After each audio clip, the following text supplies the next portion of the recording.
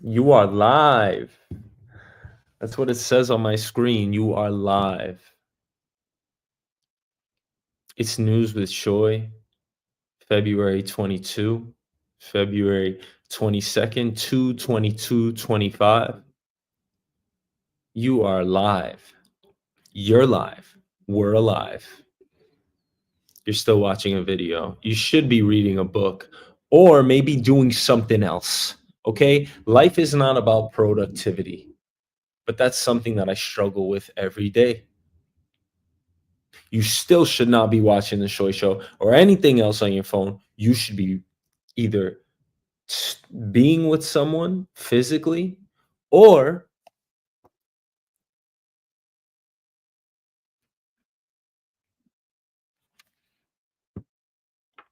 being with someone physical, or you know what, just be happy. Doesn't matter. It's I'm trying to upload a couple things to my uh other accounts. Anyway, it's news with Shoy, and we have to get to the news. We have to get to something because I saw some wild shit this morning. I saw somebody die on a video. You don't really want to see that. Doesn't mean that we should block it. I don't think you should censor anything in the world. I think we should see what's there. Now, what's interesting is the dynamic in which we see it. So when you look at, like, when you view an event happening in real life, there's no substitute for that. But this is just a reminder to this. If you see something like in real life versus seeing videography of it, I mean, must I say more? There's no, those two are two apparent things. You can't compare the two. Unfortunately, most of us, we get all of the videography, the pictography. We get less of this. We're less aware with this. So you take in the news, you accept what they hear,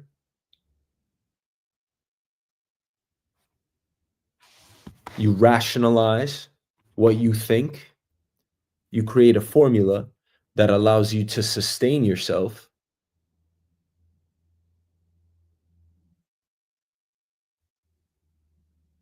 and accept it while you live.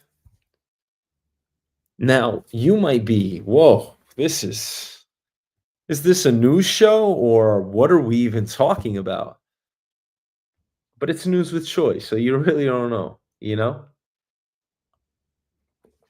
Now, before we segue into stuff, I have something to say.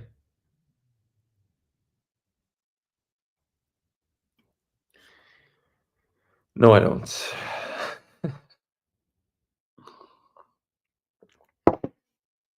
I mean, I could get emotional right now, but you can't do that on the news. Yes, you can. You could do whatever you want. Elon Musk is perhaps the most influential corporate cost cutter since Jack Welch. Do you all know who Jack Welch is? Since Jack Welch led General Electric. So Jack Welch, I don't really remember his story, but he's this famous guy of some previous titan of not the tech industry. Yeah, the tech industry, who for 25 years was considered the greatest businessman of his generation. He wrote a lot of different books. And is Musk a is Musk as influential a business leader as the former General Electric chief? That's how big they're comparing him to. Let me tell you something. I didn't live while I was living, no, I didn't really live through those years, right? I was a child to understand what General Electric splitting up and becoming profitable once again. Like Jack Welch took this company, broke them up. I forget how the whole tale goes. General Electric, Jack Welch. strategy, something like that. So this famous guy. But anyway, let me tell you the crux of it. He was super famous for efficiency, which is something I love. Financial success under Jack Welch's leadership. I mean, come on, can we get a bigger picture of this? I'm trying to find it, guys. You know, when you're your own producer, you got to find this stuff. But I take you on the ride with me.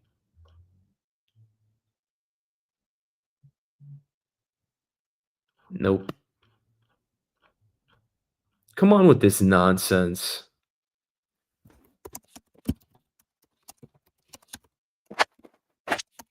Jack Welch approach to leadership. Something like this.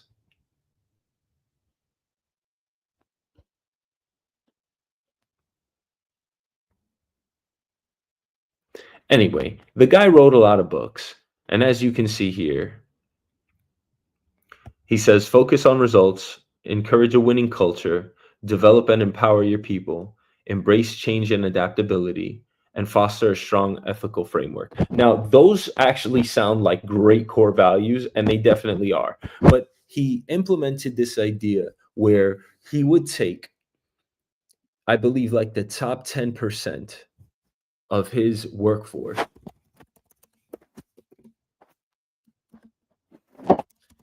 and the bottom 10% he would replace.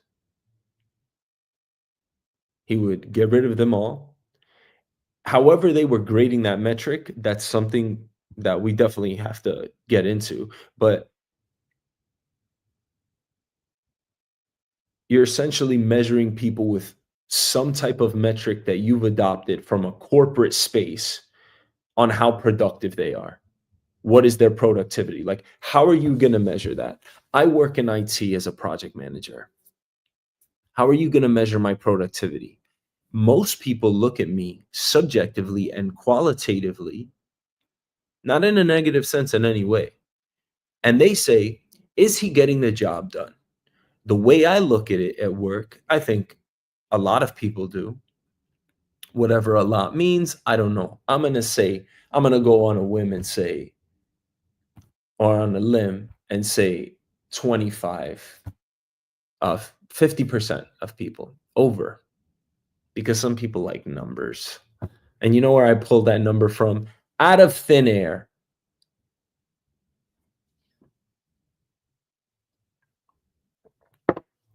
But I would believe that more than 50% of us,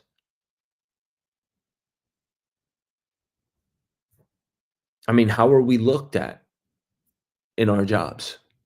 We just want to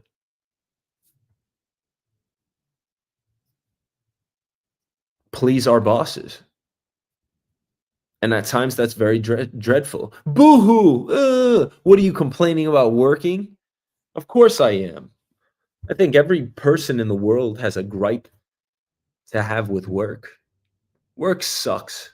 So then you have this guy, Jack Welch. He comes in with his leadership skills, and he said, and I don't even hate Jack Welch. Like, I don't even know the guy. But he comes in with his leadership skills, and he says what? He says the bottom 10% are going to get fired. And we're going to replace them with new blood. And we're going to keep this engine humming. And you know what? He was actually really successful. He has like really sound principles. Like, as you can see here, focus on results, encourage a winning culture. But anyway, some people saw it as a very ruthless way of managing. I think he might have taken 20%, top 10%.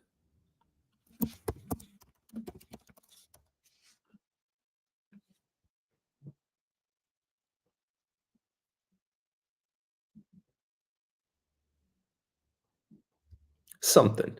But the guy was actually extremely astute and regarded as one of the greatest businessmen. So as far as businesses, steering businesses, he would come in, he would read the balance sheet, he would read the income statement, and he would pretty much say, hey, what do we have in front of us? Be able to diagnose it and do well with the company.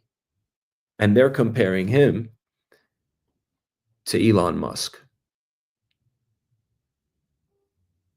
And Elon Musk is, the thing about Elon Musk, and I literally read something about Elon Musk or watch something about Elon Musk every single day. I mean, he's all over X. So if you're on X, either you have to get a dosage of Elon Musk. And I don't even hate on the guy.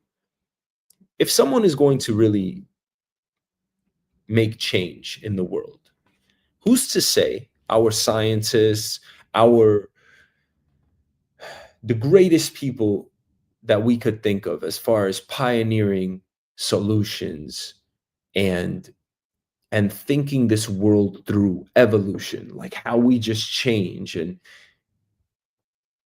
these people are essentially the finest stewards of the world. Let's Google that. Oh man, finest stewards of the world.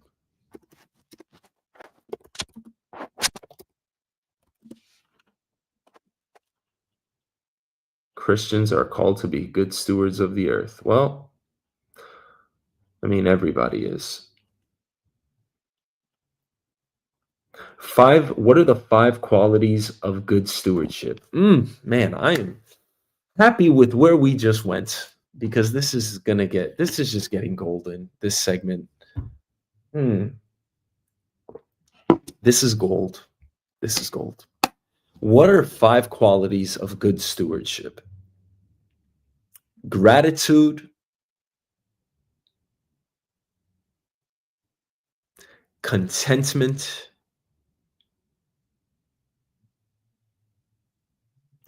patience,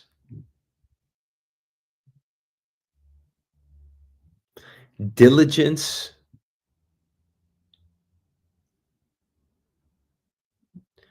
generosity, and faith. Wow. Do you guys see this? That is such a breathtaking group of words. That's not a full on sentence. That is coming after a hyphen and has commas between them. That is amazing. And this isn't even where we were going with this. The finest stewards of the world, which is what we Googled here, that's the Google search. This is what are the five qualities of a good stewardship. And it actually names six, not five. Do you see this? Do you see where we stumbled? This is beautiful. For what a show can be, a live show. Again, we said at the top of the show, you should not be watching the Shoy Show. You should be out there living your life because we get too much of media and TV and technology, and we don't get enough of the real life.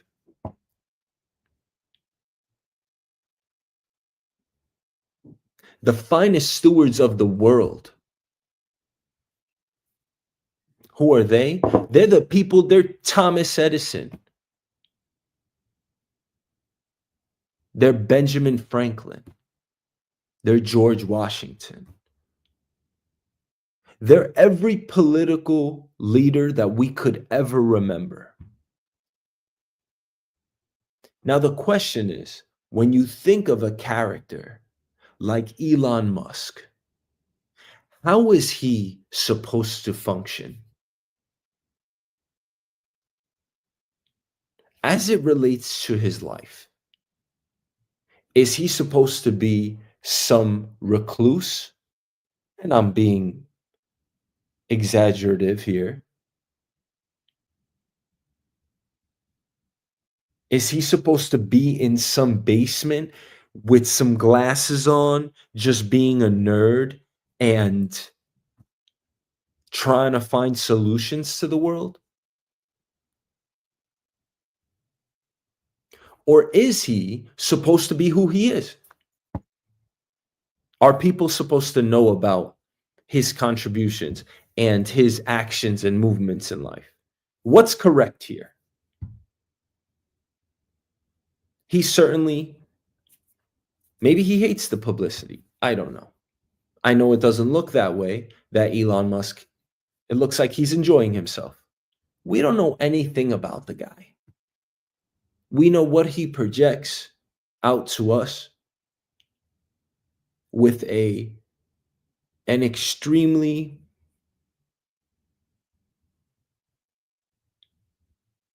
postured, that's not the best word, but an extremely focused and concentrated attempt at trying to convince you that everything's okay. Because what does the government and everybody try to tell us? Their message is that it's they're telling you the news. They tell you the news, and they believe at through that, not not even that they believe. It's through their message that they reassure you. That's a very important way, not even way, an understanding of developing the relationship. Everyone that's projecting out at you, they don't want to leave you hanging. They don't want to insult you or shake you. But they tell you something, and the way you receive it is you receive the message, whatever it is, and at the end of it, you feel reassured. And this is something very easy to demonstrate. Because if you think about somebody that you trust or you are feel engaged with, someone you follow on social media or in the news, like we all think we know Trump. Everyone thinks they know what Trump is like because whatever Trump is whatever Trump is like to them, which is the only thing that really matters. You should care about others, what others think as well, and understand that they also have their differing opinions. Why? Because we're all different. But everybody actually thinks they know Trump. Now, come on. Do you see my coffee? Let me put my coffee aside here. And then let me take it back because I want to sip a coffee. Mm, it's got to be black. You know why? Because nobody needs extra calories. Okay?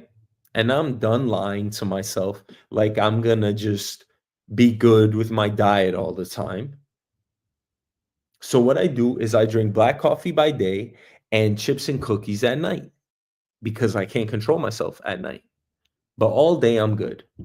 All day. That's why I have black coffee. We're being healthy. And then when I lose my sense of self because I think about the world and I'm not doing news with Shoy, I'm not working anymore, the day's over, I'm winding down, I go and I get the peanut butter and I eat it all. So the finest stewards of the world, who are they? Let's backtrack a bit. You think you know who Donald Trump is, just like you think you know who Elon Musk is. Do you know who Elon Musk is? Who's Elon Musk?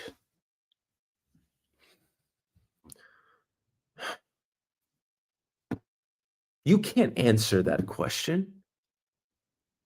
You can barely, you can barely even describe who your family are. Who are they really? I mean, you know what you think of them. And since you know most about them more than anyone else, you feel that you can describe them. Now, of course, we understand each other's perspectives and positions in the universe, everything, like all things considered, like our actual physical matter. We understand that. When you're in a room with loved ones, you sit there and We understand things about each other that others do not. So we are close, and that is a thing.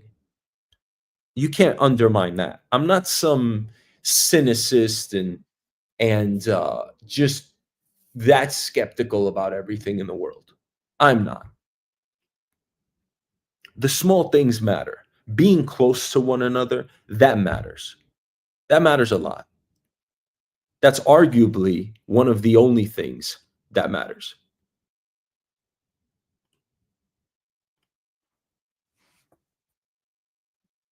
So being close matters. We wouldn't possibly challenge that. So you think you know these loved ones. You think you know your family. And that makes sense to you. And it would make sense to me. It does make sense to me. You think you know your family. Do you really know your family? No, I don't know my family. Love my mom, love my dad, love my family. I don't really know them. It sounds almost distant and almost frightening because it's like, who do you really know? I mean, who do you really know? First of all, who do you really know that way? And then the other thing is that you can't possibly ever perceive or feel or touch or even think about their true perspective on something. You can't.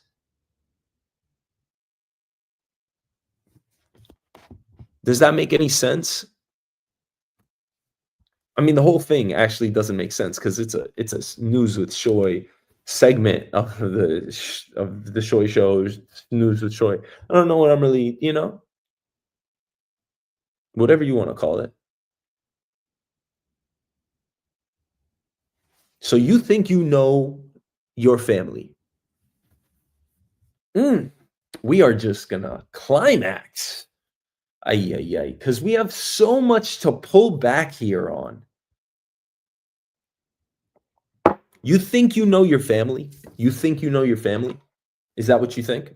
You think you know your family? Yeah? Okay, that's fine. Why would I insult you and your opinion and your belief? I would never say that. I know that I don't know my family. I don't know my family. And plus, something I always say, 99.9% of our lives is lived through our own eyes. Don't forget that. That's all you have, and you have it hostage. You own that. That is you. That's all you have. Your sentience, being up here, being alive.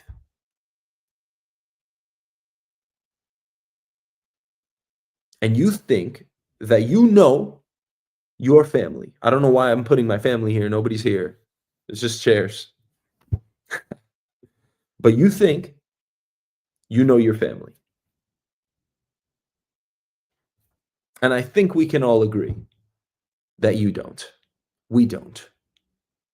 As much as you can know them for being a human being living with another human being, you know them. Yes.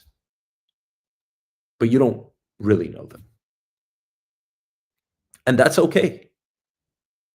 Why? Because everything's okay. So now you're saying, mm, now you're saying,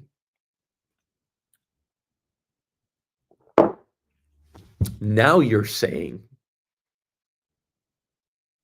that you think you know Elon Musk. Bravo. Bravo.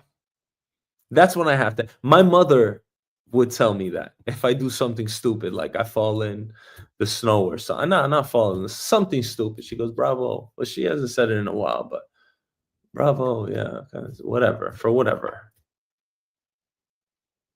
mocking me. It's good. It's a good joke. You think you know who Elon Musk is? So again, come back to it. The premise, the question, the point. How should Elon Musk function? And some people will say, I'm sure you'll get, there's 8.5 billion people in the world. You're going to get 8.5 billion different opinions.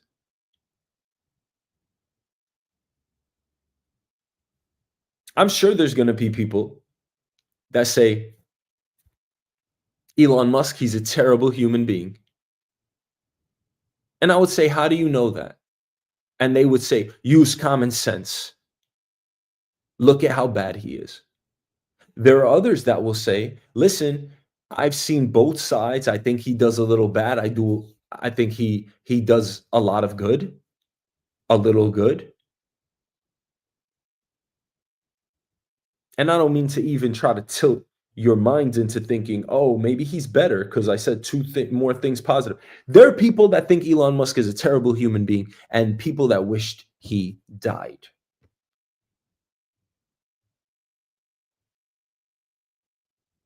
I mean, seriously. On one hand, politics has long been out of control. I mean, the fact that people, and I'm not saying to act one way or another. I'm not saying people should protest, they shouldn't.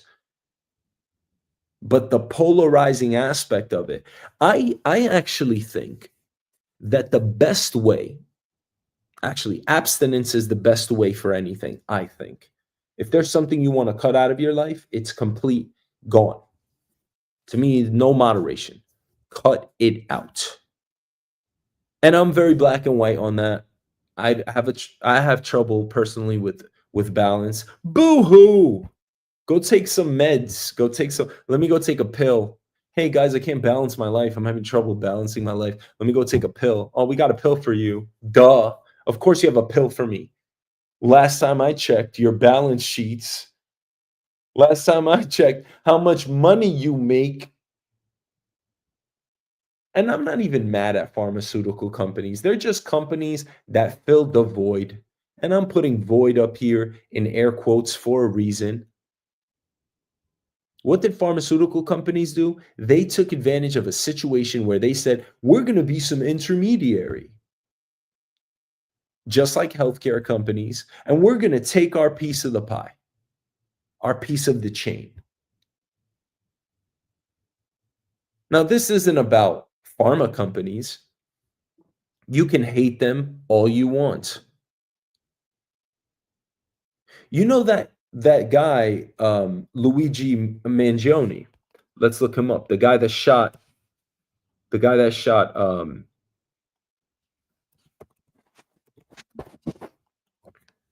this guy, Luigi Mangione.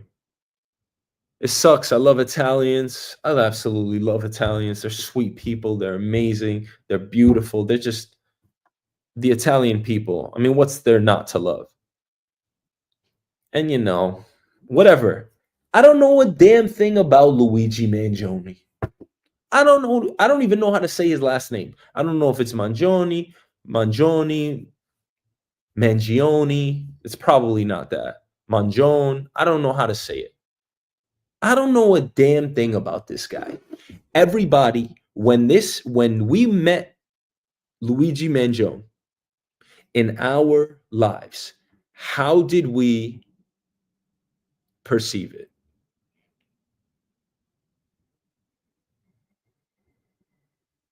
A few weeks later, how did we perceive it? It probably started dissipating after a while. Now you try to explain how you feel about Luigi Mangione to another person and not have it accepted, but really believing that you communicated the message. Did you really communicate who Luigi Mangione is to that other human being? Of course not. It's what you project and what is actually going on up here. There's a difference between what we say, what we do, so how we act, how we move about about actions, and then how we feel. So when someone says, I think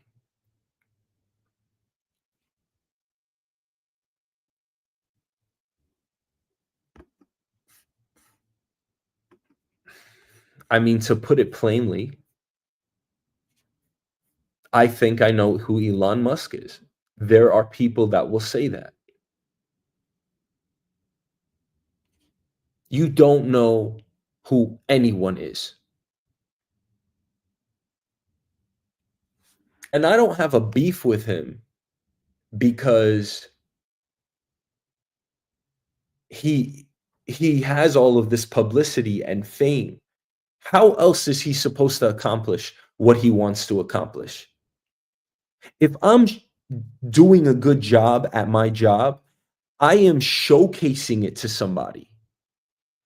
If I have to do something with a spreadsheet or a presentation at work, I can do it and be quiet about it, or I can do it and make sure, I don't know, you send an email, you make sure your boss knows what you did. Why? So they don't think you're useless. That's the way it works. And if you showcase that you're great or you're good, then you have a job. And that's the way it works in life. You're just showcasing yourself at times to keep your job. That's the way it works. I'm sure that there were a lot of other players that were better than Michael Jordan, but never got that break. They never got that chance.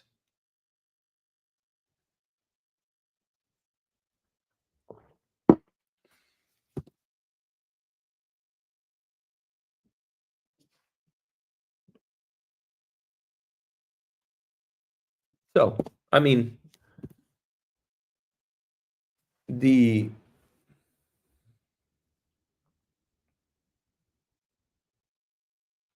the moral of the story is don't judge a book by its cover.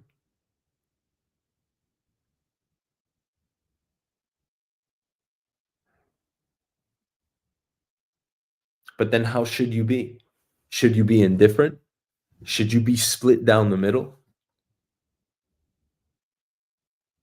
Right? They have left wing, right wing, they have conservative. Who are you? How do you view things? I'm moderate. I'm kind of in the middle.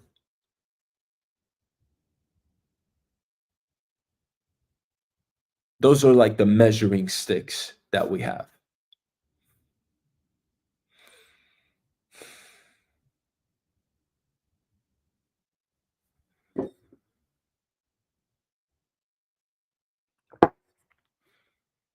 So, what does it mean to be a good steward in the world? The finest stewards of the world.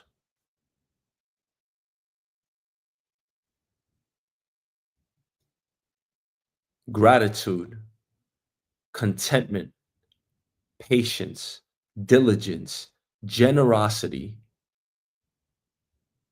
faith.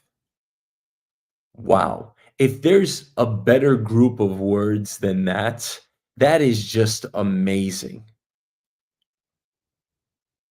Do I think Elon Musk is gracious, expresses joy, patient? Of course. How many companies has he created and changed? And look what he's doing. You can't be a CEO without being patient. That's the way I look at it. I mean, I don't mean to make something even sound obvious because I don't believe anything is obvious. That doesn't make sense.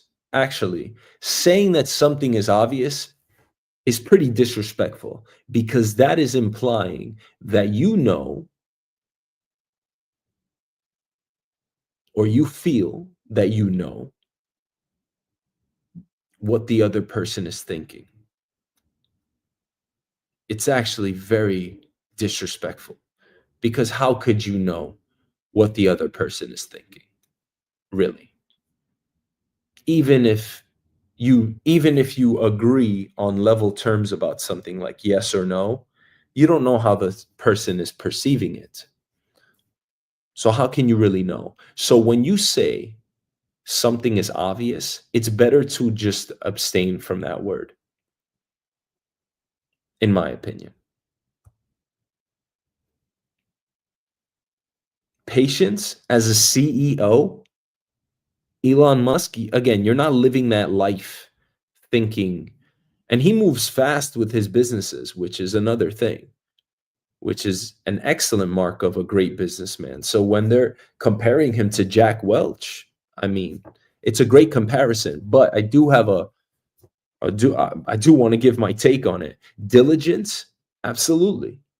How do you get anything done? Anybody that gets things done is extremely diligent. They're diligent, they're vigilant, they're purposeful, they attack, they execute. That's what I pride myself on. I f- I attack. All of my work, I attack. What do I have to get done? I have multiple things in flight at one time. I'm always studying for a certificate, working, reading, working out. I have to have a million things to do. News with Shoy is one of those things. Diligence, think about yourself as a leader. Of course, you're diligent. Most of us are. Elon Musk certainly is. You're diligent in whatever aspect of your life, including taking care of a child. That's the most diligent, is it not? Generosity. This is something that you really have to think about, because what is generosity? Is that philanthropy? Is it time? Let me get some snapping fingers in the room. Is it time? Generosity? I'm giving you my time? Or is it what I think is Elon Musk's generosity? Is it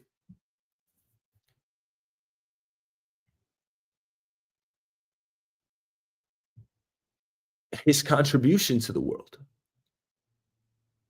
Him working and giving all that he has. I mean, what does Elon Musk do? He's working for the world. That's what he's doing. I've disagreed with the guy before, and I've listened to a lot of different opinions, and they've definitely shaped the way I've thought about Elon Musk. I think if there's any qualification for a great man, which is highly subjective, it's actually only subjective because there's 8.5 billion people in the world.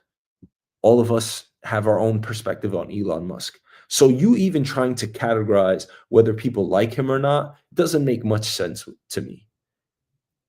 There are things to admire about the man. And I think that positive aspect, for lack of a better word, that positive impact, the recognition of all of the things that he has done and that he does, I think you have to appreciate that. I'm not even defending the guy. I don't even know him. I guess I'm quasi defending him right now, but not really. To me, I'm just stating the facts. What are the facts? Of course, they're not obvious, but I'm just stating the facts. Elon Musk is probably like Jack Welch in his time. Absolutely. He's like Jack Welch.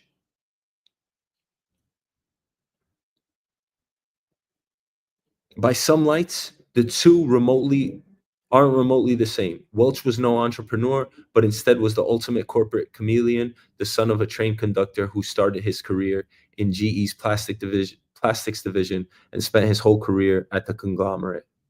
Musk, on the other hand,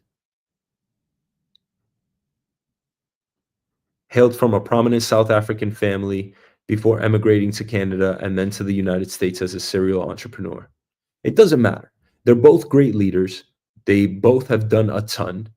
And while the two were both politically conservative, Welch was more of a country club Republican, partially to golf and no fan, at least earlier on, of Donald Trump. While a savvy political operator, Welch was unlikely to have decamped to Mar-a-Lago to personally and intensely cozy up to the president-elect as Musk did. In 2016, Welch withdrew his support for Trump as the Republican presidential nominee.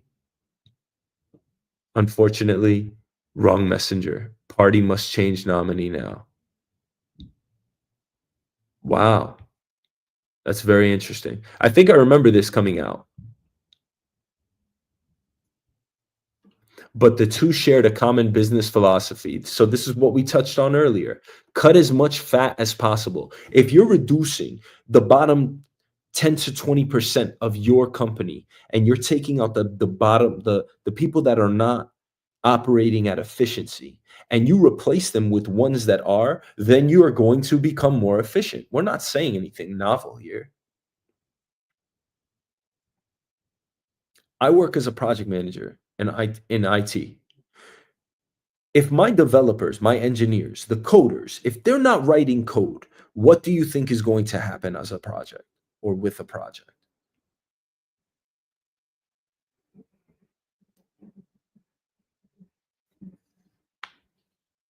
It'll stall out. You won't have a project. You won't have progress. So what must I do? I must take them out and put in ones that can. But it's more than that. So what he's saying is, in one respect, sounds very almost vain that we even have to discuss this. But what he's saying is he's replacing people that aren't. I mean, these people in this example, the engineers not writing code. I mean, if they're slacking off, then they're really not doing anything. But then there are people that are more efficient than others, right? This one might be writing 100 codes per minute, whatever metric you're going to use, versus this one writing that you get along with him better. How do you judge someone's productivity other than counting lines of code? Or in China or like these sweatshops, whatever, wherever they are, like, how many units they make, like knitting or putting something together. That's how you measure someone. And that's what I was saying.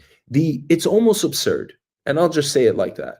The absurdity of the idea or the notion that we are going to judge people and say, you're not performing well, unless you're actually not doing your job. I mean, what are you even gonna like for that reason, that person should be replaced, in my opinion. I don't like people losing their jobs or anything like that. But if that person's not performing, in all likelihood, you got to replace them so that you can run at least like somewhat decent. But then you look at other things, and people definitely look at human characteristics and traits, right? Do I like the person? Is the person working well with me? Is the person delivering on time? Some people only care about like delivering on time. I think most of us would, right? We're good business people, right? That's got to be one of the top priorities for us is finishing our initiatives and finishing our projects. But when Jack Welch and Elon Musk, and this is what they did, they just pegged ratios at people.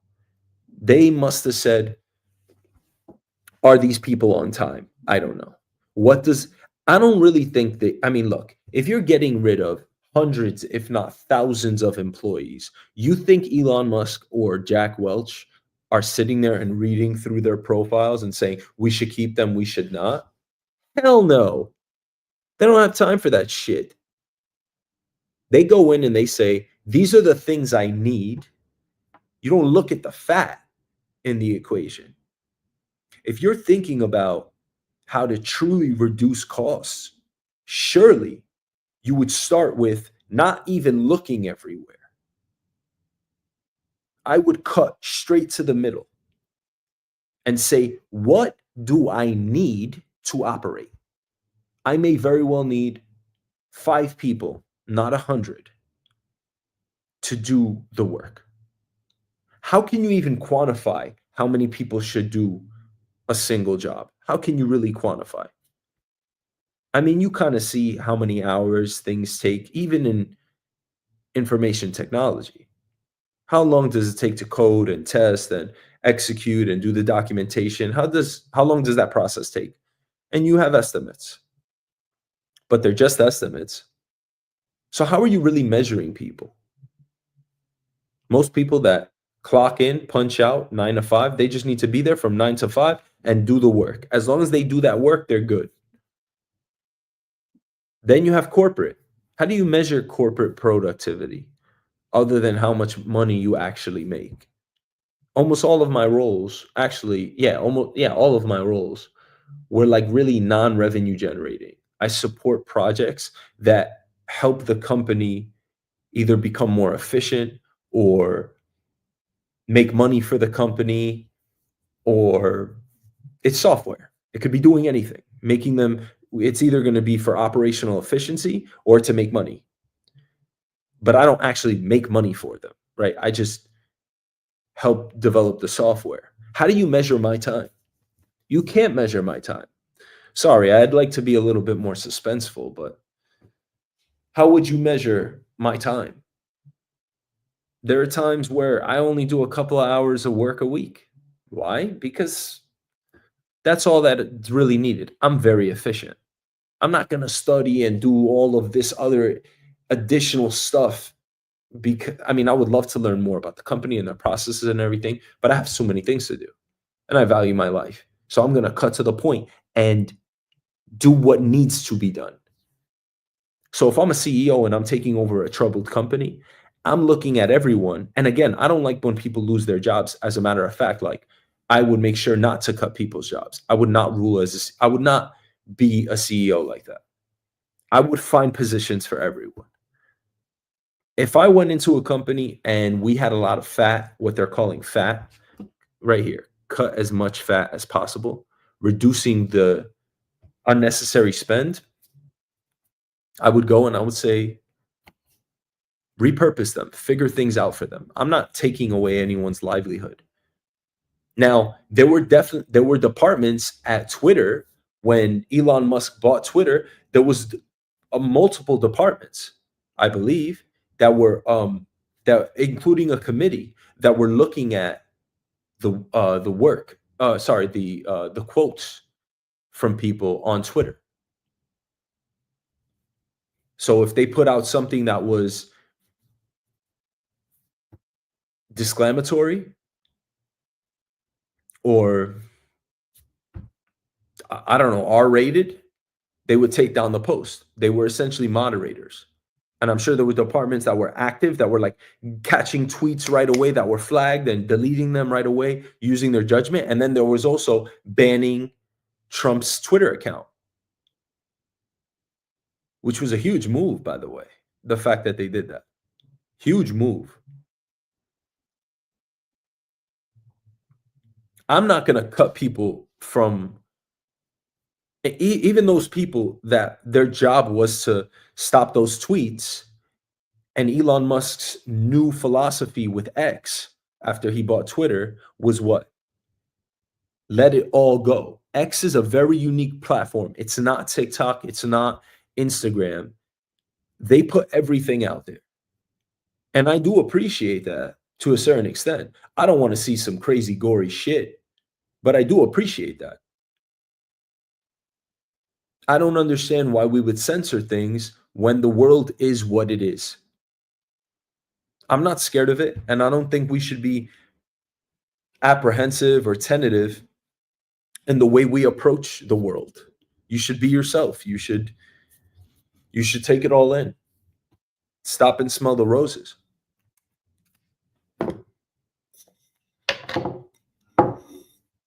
I forgot to go on TikTok live, but that's okay. That's totally fine. So who is Elon Musk? I think he's an incredible man. I think he's someone that's made a big difference. I think he's just as big a face and energy and person as Jack Welch, but actually, and I didn't live during the period of Jack Welch, but from everything that I ever read about him, heard about him, I did do an undergrad degree in finance, so Jack Welch's name was brought up quite often. Him, Warren Buffett, and I appreciate it. I admire him from afar, Jack Welch. But I'm telling you right now, from everything I know, and back then there wasn't as much TV and media, right? This is what, 30 years ago? Yeah, he became General Electric's chief in 1981. Its market cap was $12 billion. At his departure, right before September 11th, 2001, it had grown to $650 billion, making the conglomerate, this is Jack Welch, the world's most valuable company by many stretches. Yeah,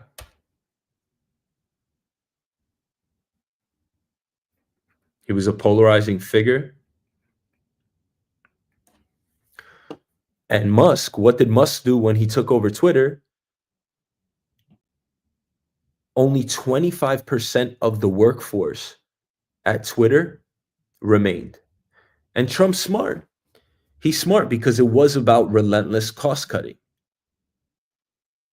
At Tesla, at SpaceX, if you're going to go in a company like the government, right? You're going to ask yourself, what do I need? Not what do they do? It's probably more humane to say, what do you do? Like, what do you do? Let me see what you do. Personally, I'm not going to cut people at my company. If I was ever CEO of a company, I'm not. There's no way.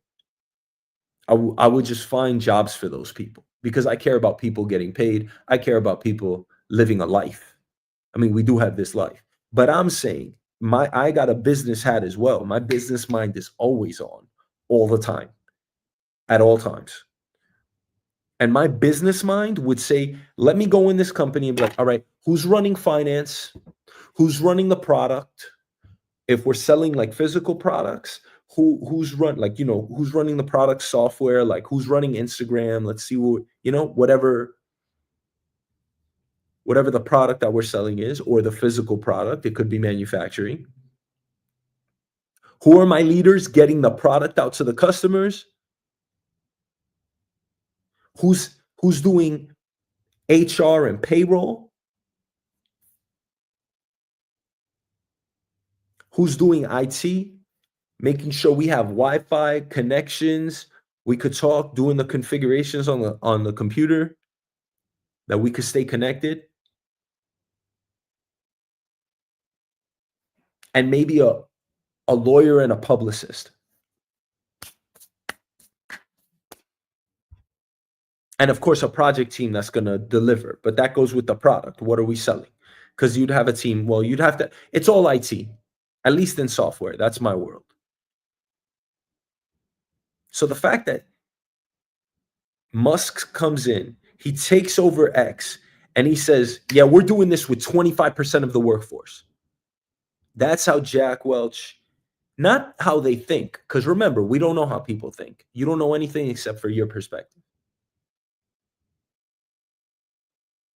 But the way you look at it is, okay, this is the approach. This is the method.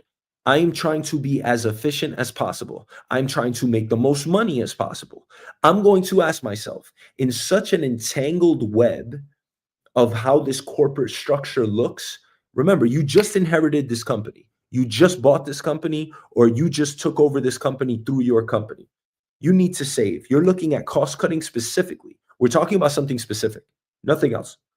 If you are interested in cost cutting, you're going to say, who the hell do I need to operate on a daily basis? That's it. Everyone else goes.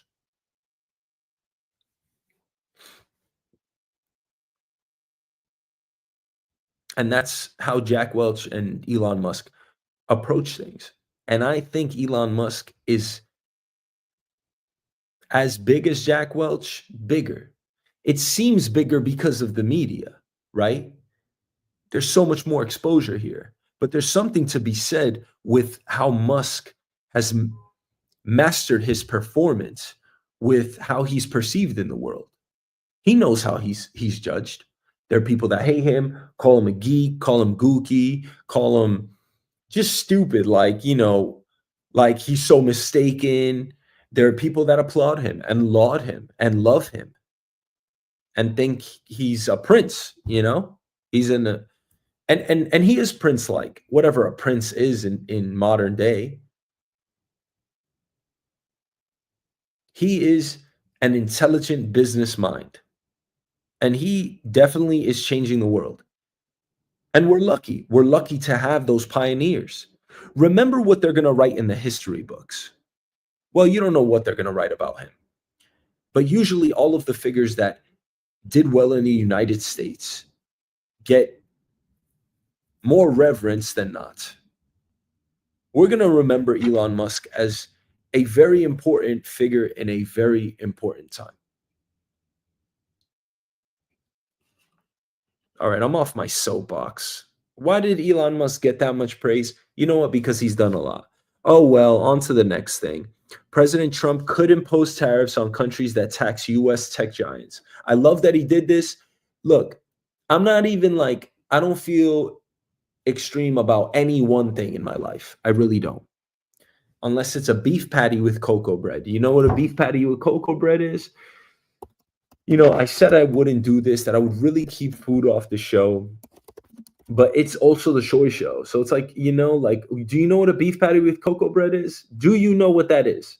Now, when you get a beef patty with cocoa bread is a Jamaican bread, and it's just it's not coconut at all. It's almost like potato bread. But you know what? I can't explain to you what cocoa bread or any other bread is. You just have to go out there and get it. So if you eat this type of stuff, right? I wouldn't have this today. I mean, maybe, who knows? But if you happen to stumble upon a Jamaican restaurant, they're everywhere in New York City, and you see a beef patty with cocoa bread,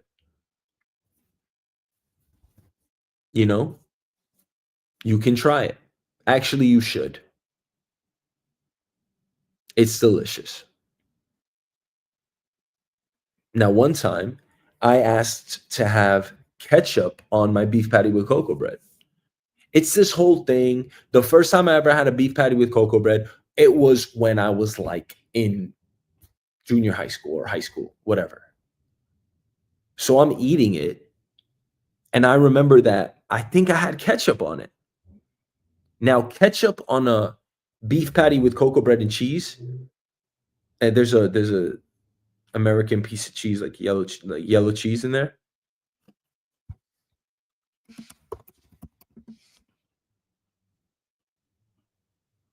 Where with the cheese right there. Is that a beef patty with cocoa bread and cheese? Yeah, it is. It's delicious. I mean, look at this. This is ridiculous. This has oxtail in it. We're talking about a beef patty with cocoa bread and cheese, not a bunch of other shit. That looks amazing right there. Oxtail, you know how expensive oxtail is? It makes me not want to buy it. That's how expensive oxtail is. Anyway, a beef patty with cocoa bread and cheese, you can get this at like any deli in New York City, and it's delicious. And I remember the first one that I ever had as a kid, I think I had ketchup on it. And I always had an affinity with ketchup. I used to love ketchup. Ketchup used to be my pal. Okay? I used to love ketchup.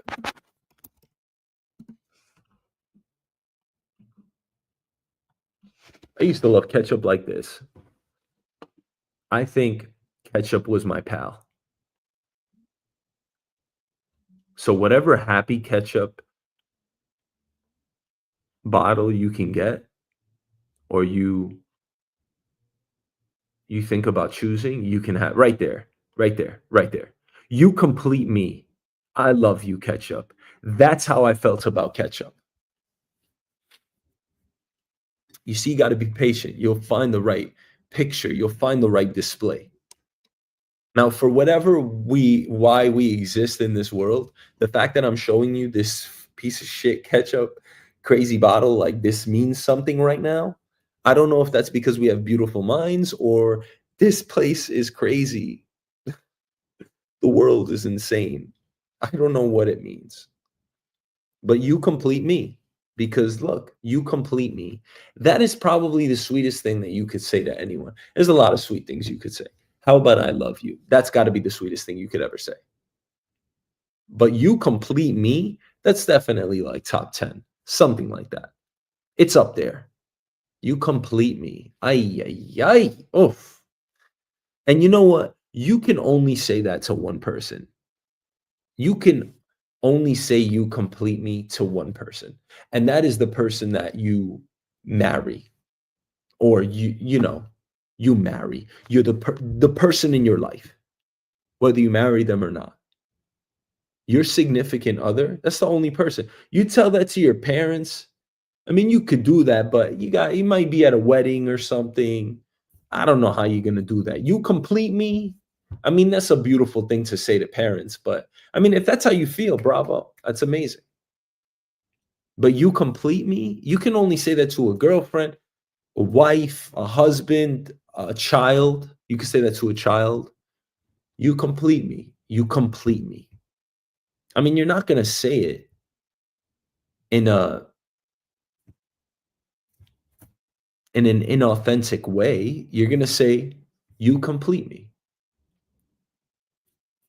You complete me. I love you. You complete me." Yeah, that's how you would say it, and I mean it. If you say "and I mean it" at the ends of what you just meant, it augment it and like me now you really mean it? I believe that it does. Just like you complete me. You complete me. I love you. You complete me. You could say it like that. I mean, you could say it however you want to say it. It's your life. You do what you want.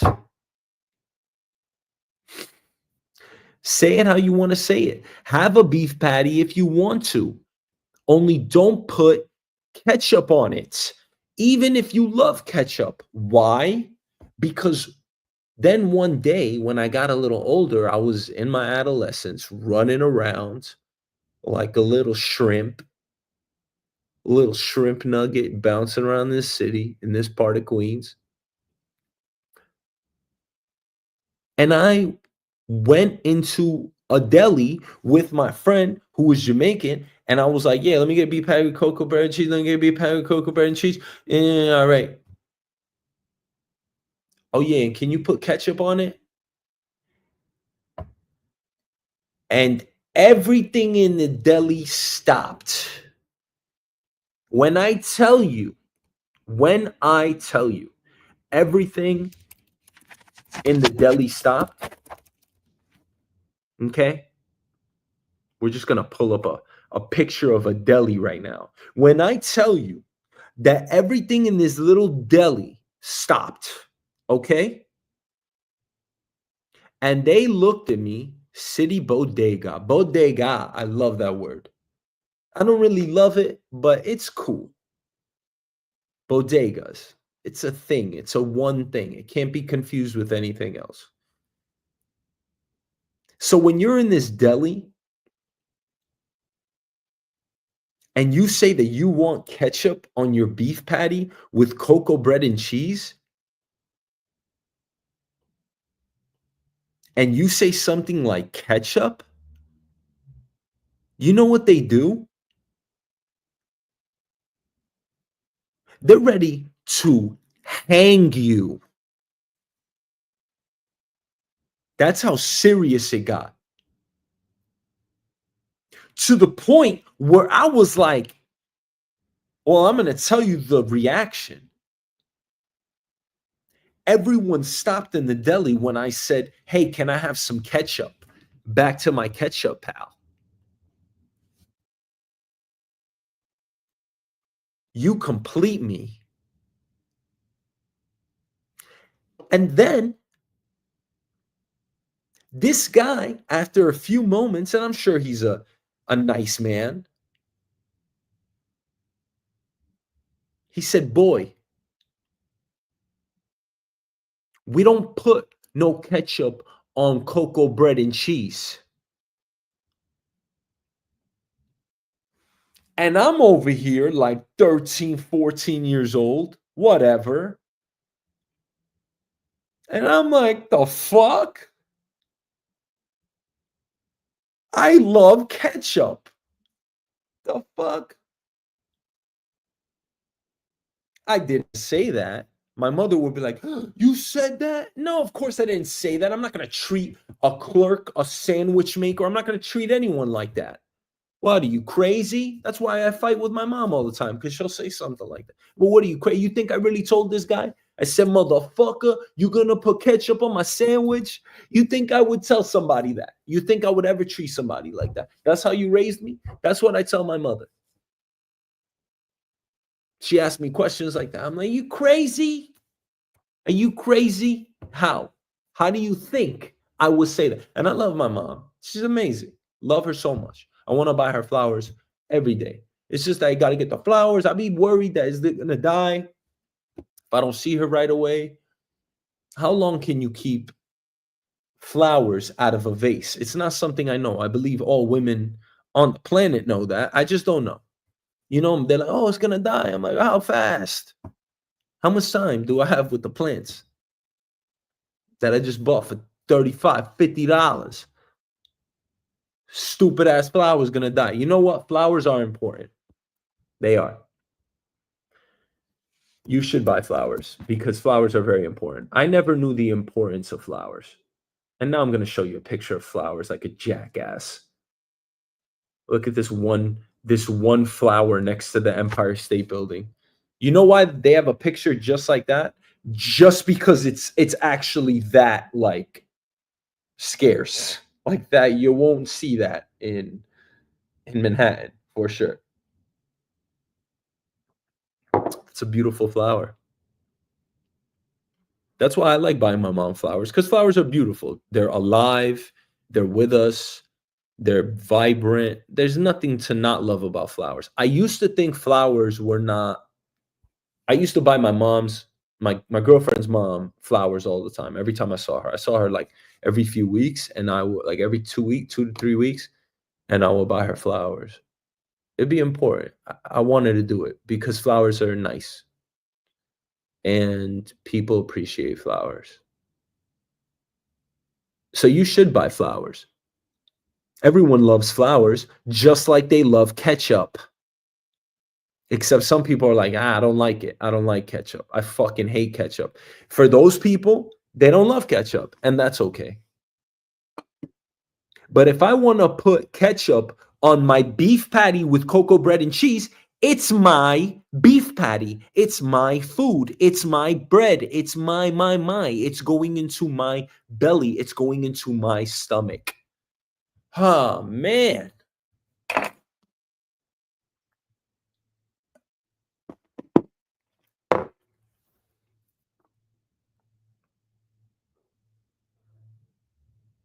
The fact that you're invested in my beef patty eating, it's crazy.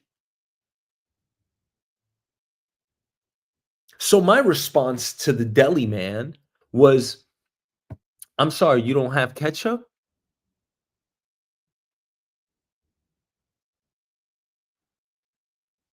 And he stares at me and says, boy, we don't put ketchup on a beef patty with cocoa bread.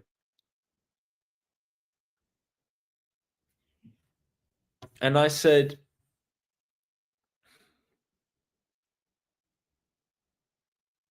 but do you have ketchup? Because I'm not going to eat this shit unless it has ketchup on it. I mean, am I saying anything crazy here? If you step out of your house and you're gonna go get something to eat, it better be like that shit that you think about when you get there.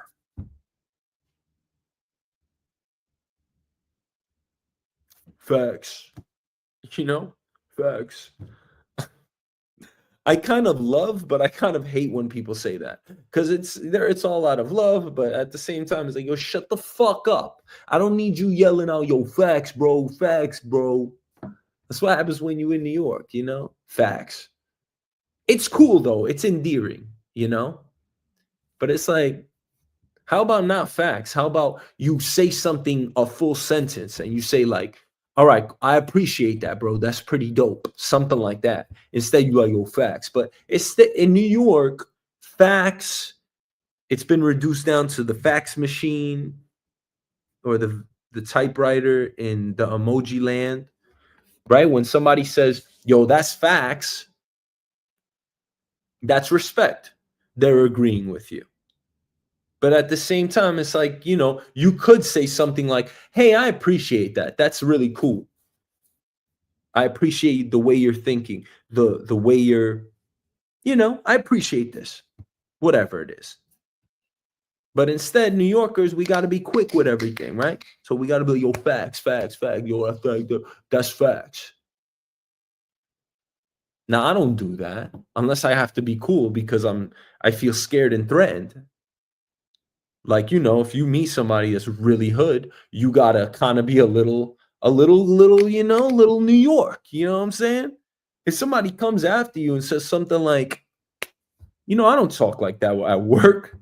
But if somebody really hood, really, I'm like, yo, get the fuck out of here, whatever. Like, I'm gonna talk to him like a New Yorker. I'm not gonna be all prim and proper. Not like when I hand my license over to the police. I don't know why I was going this way. License and insurance, sir? Of course, officer. How was your day? My day was just fine until you came in it. Oh, I'm sorry, officer. Didn't mean to hurt your day. I mean, that's not how I act. I just try to play it cool because usually I have something illegal in the car. Good thing I don't drive anymore. That risk has gone away.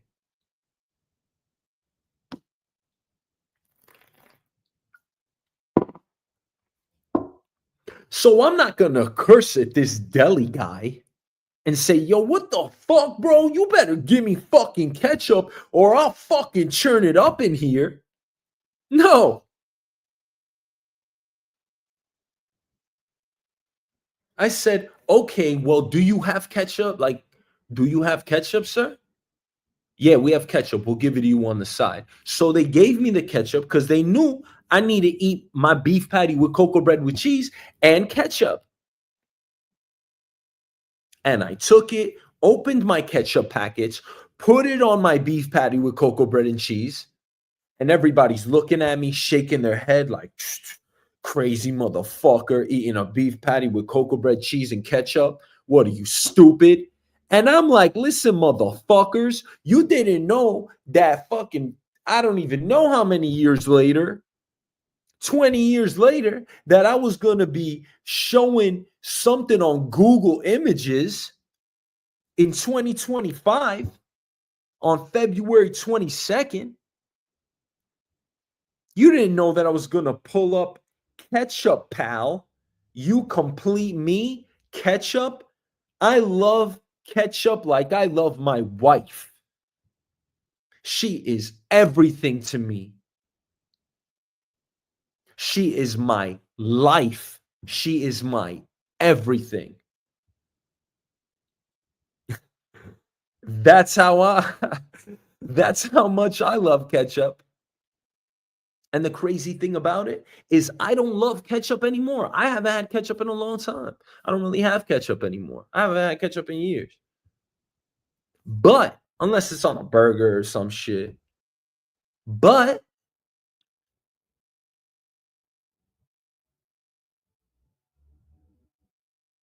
at the time, 13, 14 years old, just getting my hormones underway, puberty, I'm growing into a little adult.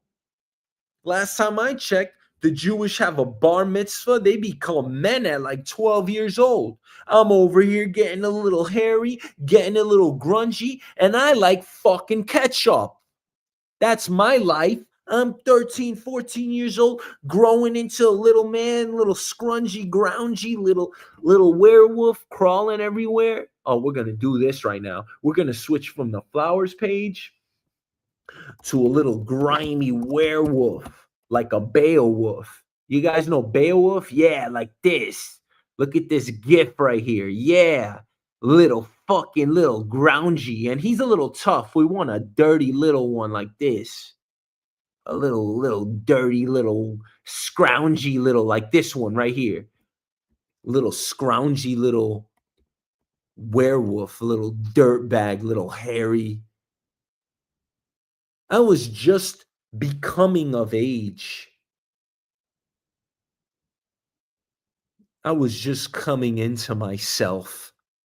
Little dirty, little grimy. See, this is too beautiful of a werewolf. That's a wolf. That's a beautiful werewolf. That's a beautiful. If that's a real werewolf, like that's beautiful. Look at that. Look at that. We just pulled that up. Look at the pictures of all of these wolves.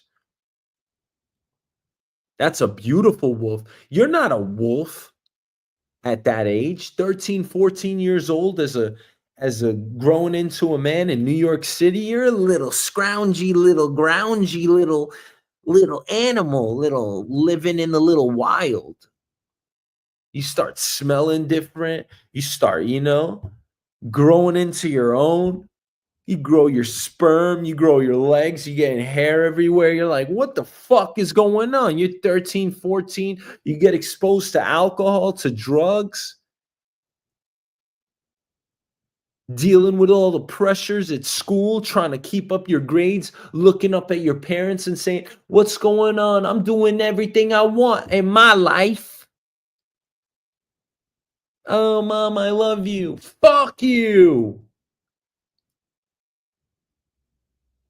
You're a little scroungy little werewolf. You're not this beautiful werewolf. You see this werewolf? That's a beautiful thing. That's not what you are. You think that's what you are? You're not that. You're not these beautiful werewolves in the winter forest. Get out of here. You're not this holographic werewolf in space. This futuristic, crazy werewolf. You're not that. You're a little scroungy little fucker. You're a little piece of shit. That's what you are. A little grimy little werewolf, a little grimer like this. Looking like a dirty little scroungy little piece of shit. This guy's too strong for you.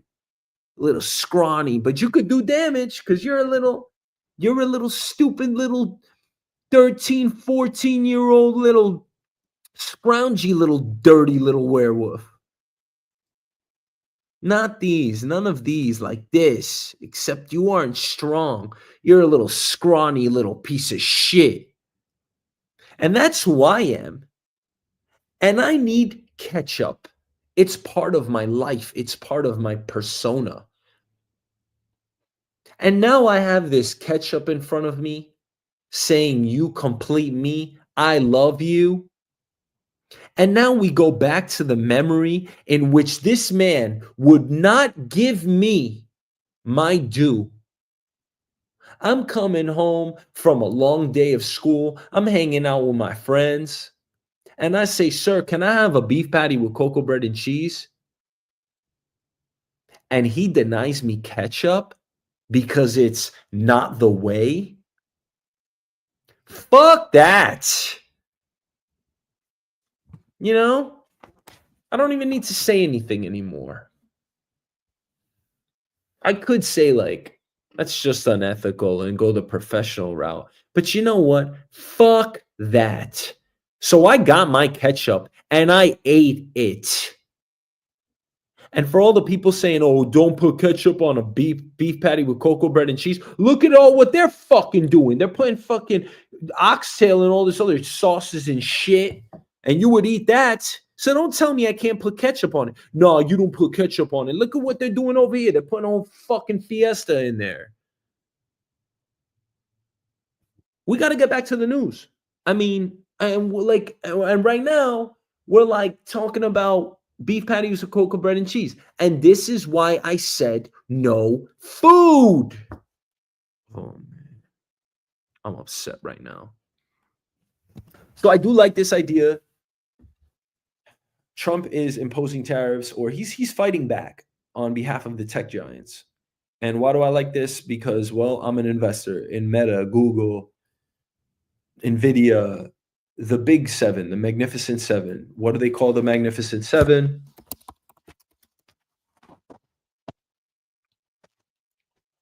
The Mag 7 stocks: Apple, Microsoft, Alphabet, Amazon, Nvidia, Meta, and Tesla.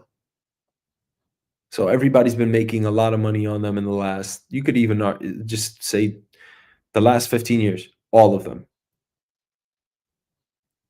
It's been a long period. So if these companies go down, I believe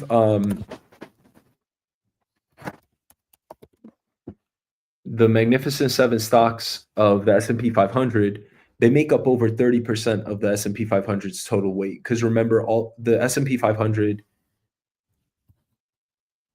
Let's look at an image. The S&P 500 is made up of 500 stocks, the 500 best U.S. stocks, and arguably the 500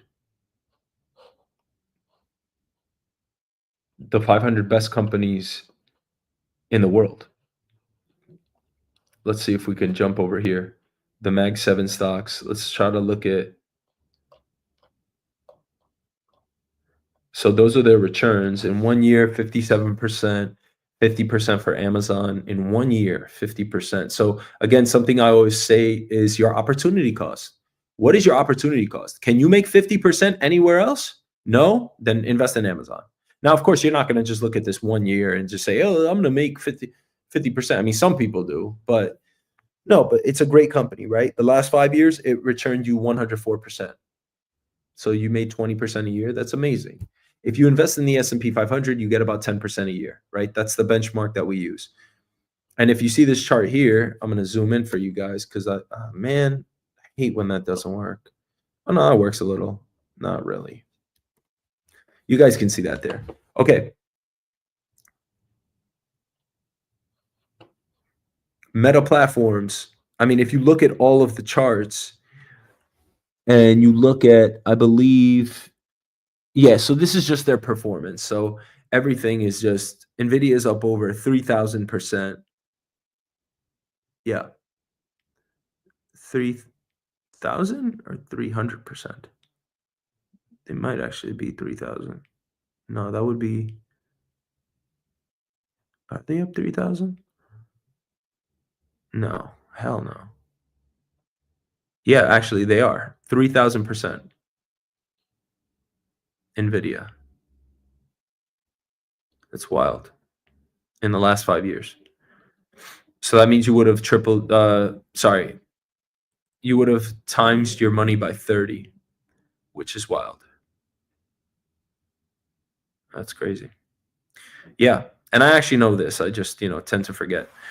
And I never look at the actual numbers, but yeah, it's pretty wild. Anyway, and then Tesla respectively 1,240%. So 12 times your money, 12x your money. Anyway, the percentage that they make the S&P 500 up, and I'll show you the S&P 500 right now.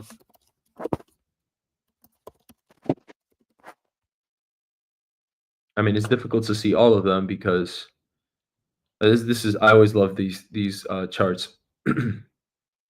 So these are all the stocks, and they're heavily weighted to the biggest companies in the United States, the highest performing companies, to the 30%, where the largest companies make up 30%.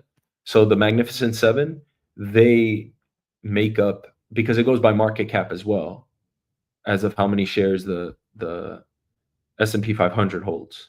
So it's all by weights. It's like we're in, like 5% of the S&P 500 is Google, something like that. So it's weighted to the highest performing side of the index.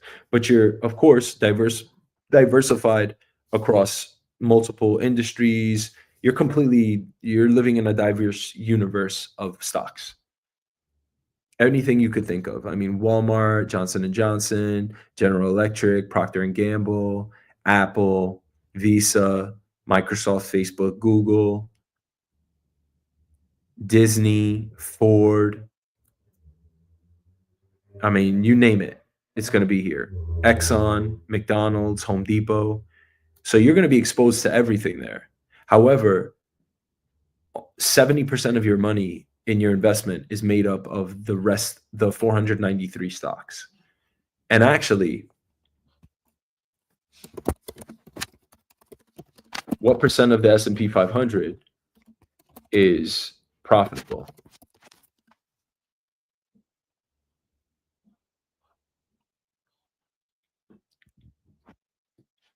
About 94% of the S&P 500 companies have positive earnings, while 6% have negative earnings. The S&P 500's net profit margin for the for the fourth quarter of 2024 was 12.1%. So it shows you there are companies that are making 500%, but because you're taking into account those 500 diverse companies, your profit margin is 12%. Some people do think that's a very low number. Personally, I think that's a low number. It's actually a very good number in my opinion, but personally, because I have a much more aggressive mindset when it comes to investing, I think that's a very low number. So that's where that really comes from. But if you were making 12% on your money every year, I mean, don't be ridiculous. That's amazing, right? There are people that have $100 million out there, but whether you do or you don't, what is 12% of 100 million? I mean, you can live off of that. That's a lot of money if you're making that every year.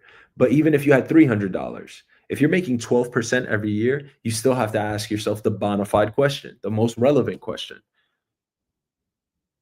which is where else can I put my money in in order to get more than 12%, 12.1% in this case.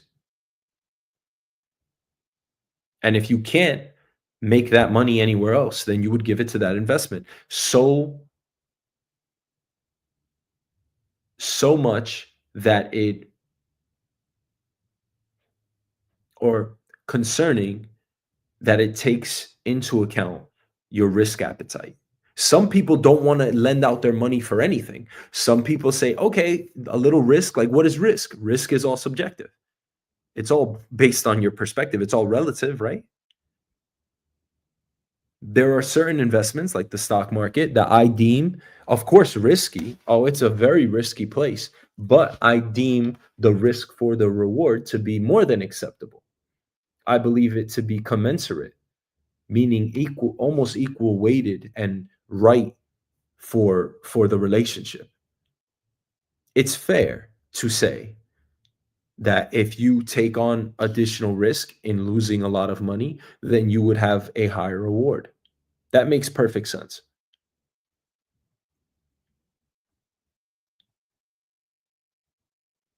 So 12% to me is rather low, but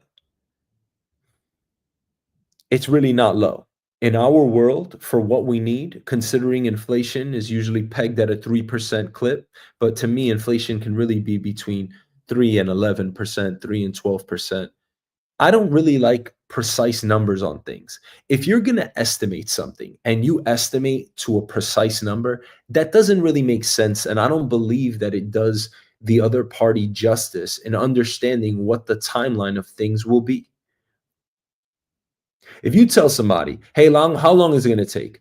You say 5 days. How long was the actual task itself? How long are you going to take to respond to me for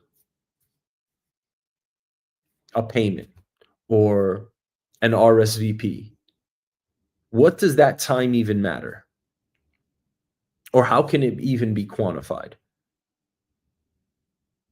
You can't. You can't possibly quantify that. How can you even explain that to someone?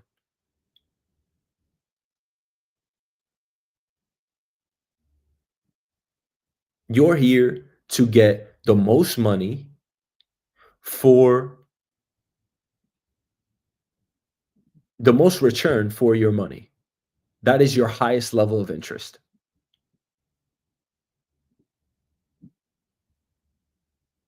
So can you beat 12%? Personally, I can. So I would take that. And 12% is not low. Again, if you're beating inflation from 3 to 11%, then in our world, it's good. I believe that's more than good. But if you're making less than 12%, then you're leaving a lot of money on the table, aren't you? The S&P 500 is one of the safest bets in the world. It really is. That's available to public access. It's one of the safest bets. It's not the safest. They say treasury bills, which are bonds from the United States government, are the safest in the world.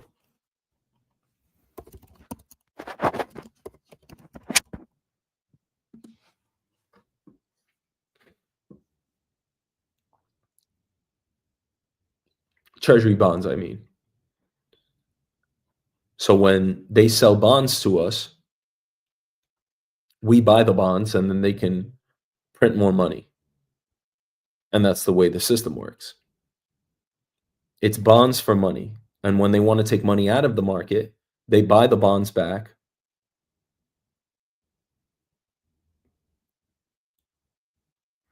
Sorry.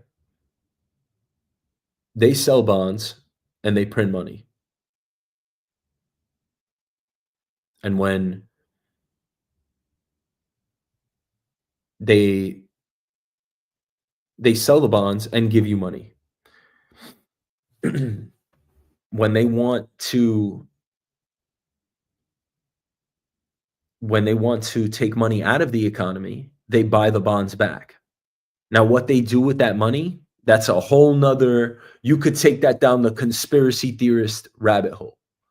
What do they do with that money? We can Google it. What does the government do with our money? Even our tax money, right? Our money when they buy bonds, when they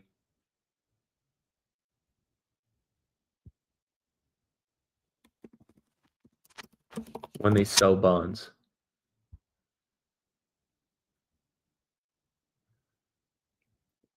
When the government sells bonds, they essentially borrow money from investors, meaning they receive the money from the sale of the bonds and use it to fund various government programs, projects, or to cover budget deficits.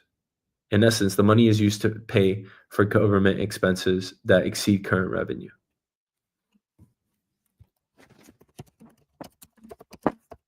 How does the Federal Reserve print money? I love Googling this. The Federal Reserve, no. I'm going to show you something. I'll show you like a picture. It's much, much better. But that's just not big enough. I mean, come on. We want to get this up on the screen. The Fed acts as a central bank to federal member banks. Printing money means the Fed adds credit to the accounts of the federal member banks or lowers the federal funds rate to increase the money supply.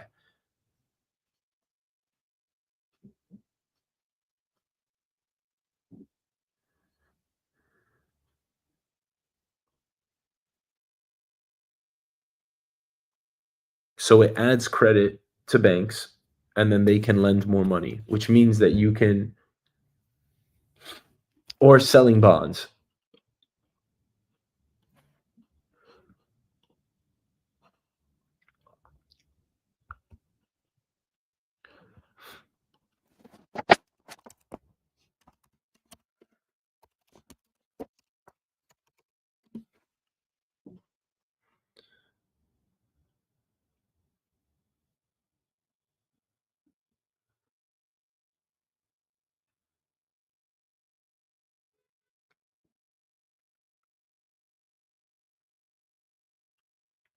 So the Fed sells bonds to the banks and they remove cash from the system. And see, that's my point there. What happens to that money? What happens when they take that cash away? They give it to the government, and is that what they do for government programs? And this reduces the money supply, making money less plentiful. So it drives up the price of borrowing. When you're printing money, you're driving up the price of goods. When you're lowering the interest rate. When you're tightening the interest rate, you're making credit less available, which can eventually put us in ultimate it could put you in a recession if you tighten things because you don't have enough credit in the market. I mean,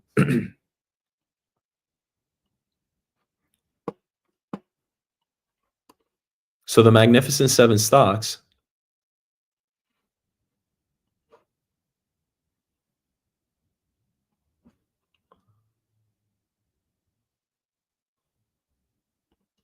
and we're gonna take you somewhere like in a sec. We're gonna take you to because we haven't even really started the show. I mean, of course we did, but there's just I gotta get more coffee. Like we just have so much to talk about. Mm. The China Europe paradox. China and Europe are high up on President Trump's trade war hit list. But with each passing day, investors appear largely unfazed by the threat of a new round of US tariffs on these regions. And if you haven't been keeping up with this, the tariff talk is really keeping the market uneasy. Now, this is just one of the many narratives out there, but in my opinion, when you are constantly changing foreign policy, domestic policy, it leaves everything unsettled, and most investors are very concerned. If you apply tariffs, our price is going to go up, therefore people will stop buying or buy less.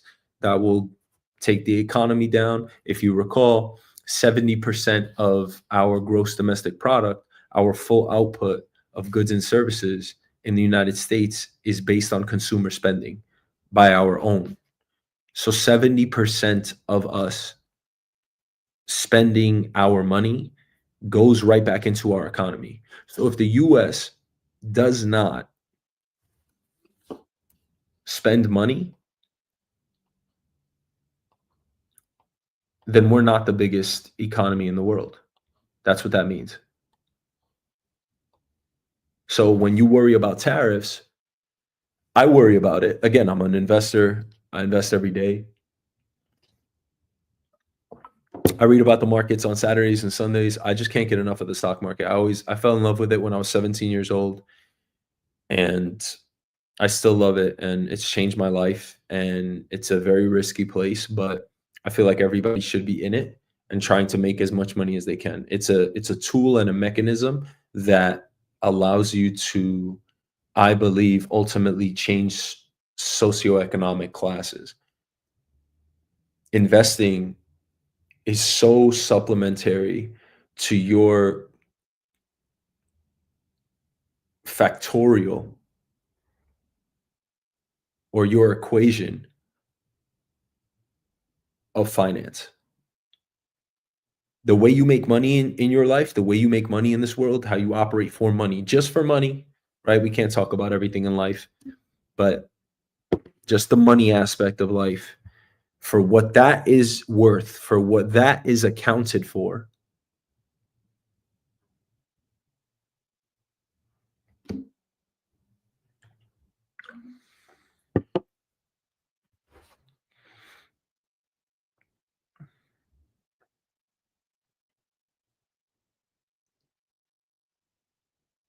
you should make as much money as you possibly can. I think. I mean, again, I can't tell you how to be happy, of course. I'm not happy myself. I don't really consider myself to be happy. I consider myself to do what I think is what I want to do, and that's the happiest I can get, I think. This makes me happy for whatever happy is. But again,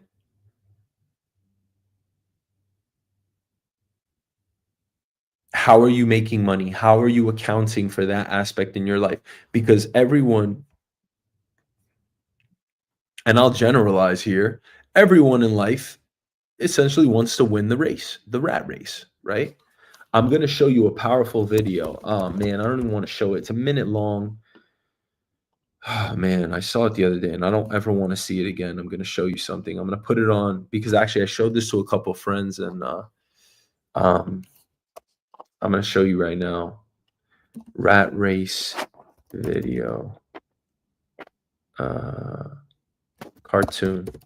You just gotta get the yeah, it sucks. It's only a minute long. I'll play it for you. Oh man, this video is tough. It's a tough one.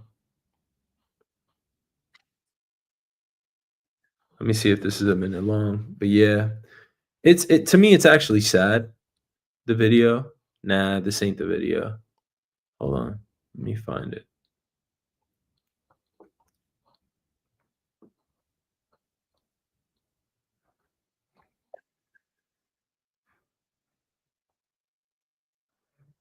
No, no, no. Sorry. We want the short version. I probably could have played you the long version. Come on, videos. Like just do it already. You know what? I'm probably better off searching here.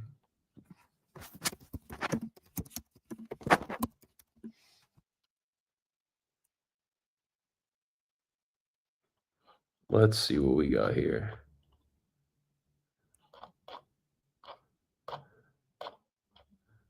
Nobody posted it. Like, that's stupid. That we can't find this right now, that's like really stupid.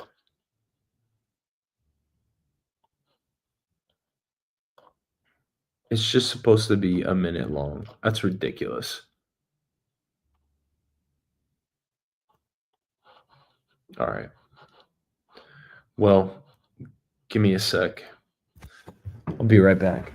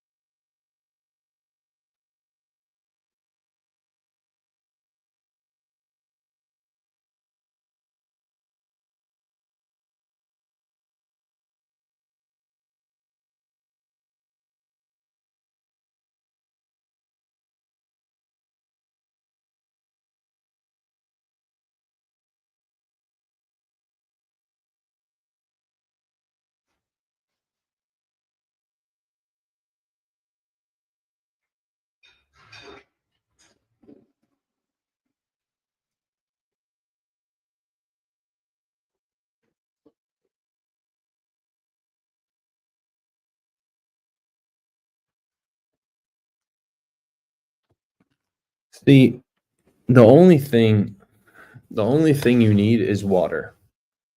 I'd like to keep water in my hands at all times. I think it's amazing. It keeps you drinking water. You forget you're hungry. It just always keep it in your hand and you will eat less, you'll eat the right things. You won't have so much clouded judgment or a cloudy mind. I mean, eating water or drinking water just the greatest, but just keep it in your hand. Rat animation video. This is so stupid.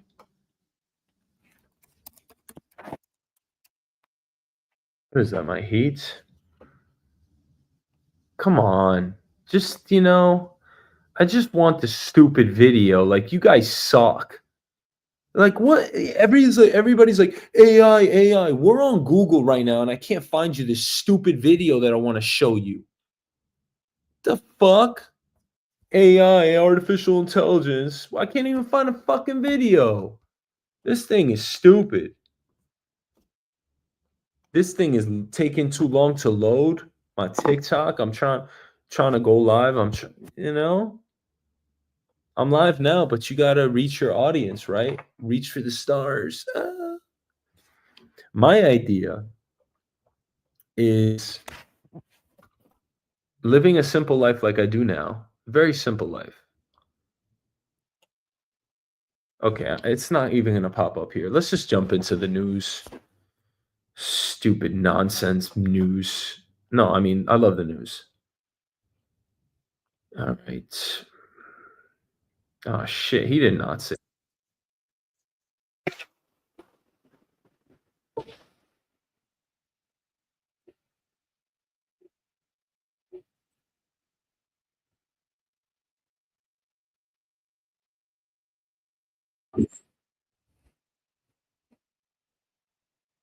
Damn.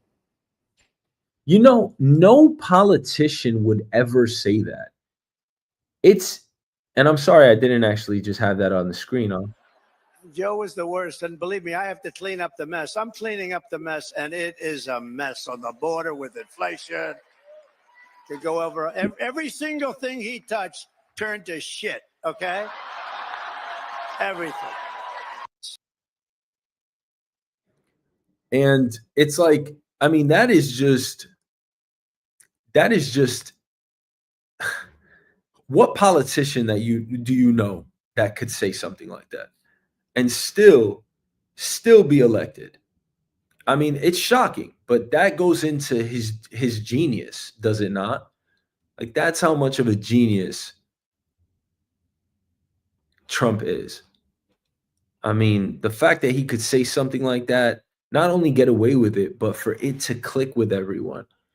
I told my friend back in 2015 or 2016 when Trump made the announcement here in New York, in Manhattan, and said, we have to like close up the border. They're murderers, they're rapists. The famous speech that he gave when he announced he was running for president, and nobody thought he could ever win. Everybody was chiding him. Everybody was making fun of him. I told one of my best friends, I said, let me tell you something. I don't like him. I was like, I like him because Donald Trump, New Yorkers like Donald Trump. I'm saying like currently and liked before.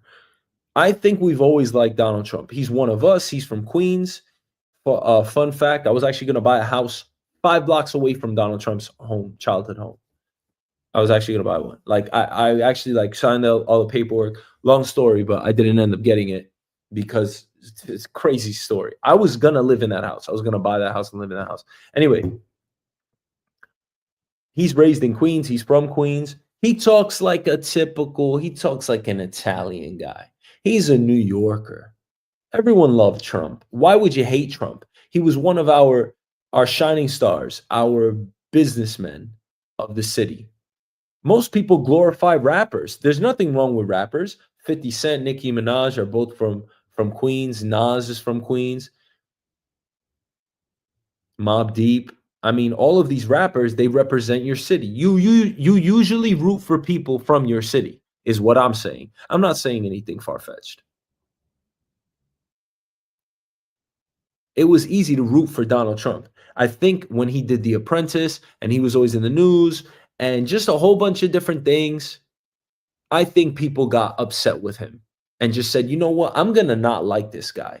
The other thing is, of course, Democrats don't like Republicans and Republicans don't like Democrats. And let me remind you of something. The way it works in this world, the world order is what? What is the order of things? It's that you support your team. And I'm sorry that I can't make it sound sexy or flashy, but those are the rules. People call the NYPD the mafia. I don't hate cops. I think they're great. And I think they're needed. And I think, I think there are a lot of atrocities, blah, blah, blah. I see both sides of the argument. People that hate cops, people that love cops, people that I don't hate other human beings, period. So I'm not going to hate cops. I'm not going to hate anyone. And I think they have very hard jobs. And I think the police do the right job. At the very least, having a police means deterrence. And that psychological safety that the rest of the community receives as a result of the police existing, that is something that I appreciate. So I do not hate police. I never have.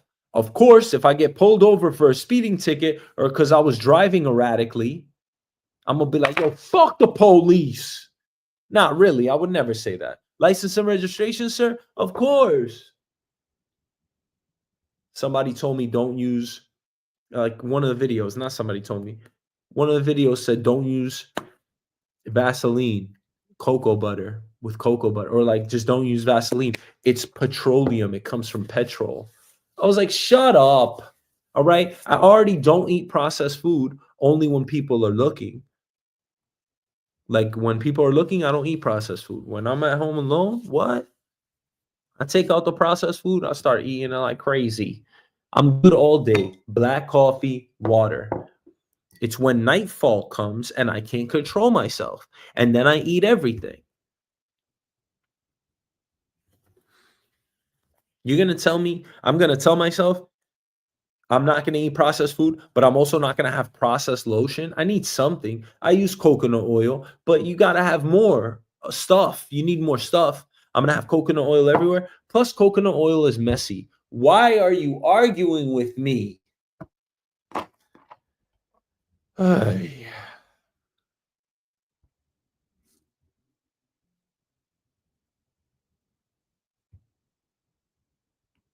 And I said, you better watch out. Trump is resonating with people. And the last time I checked, if Trump was a Democrat, who do you think the Democrats would be with?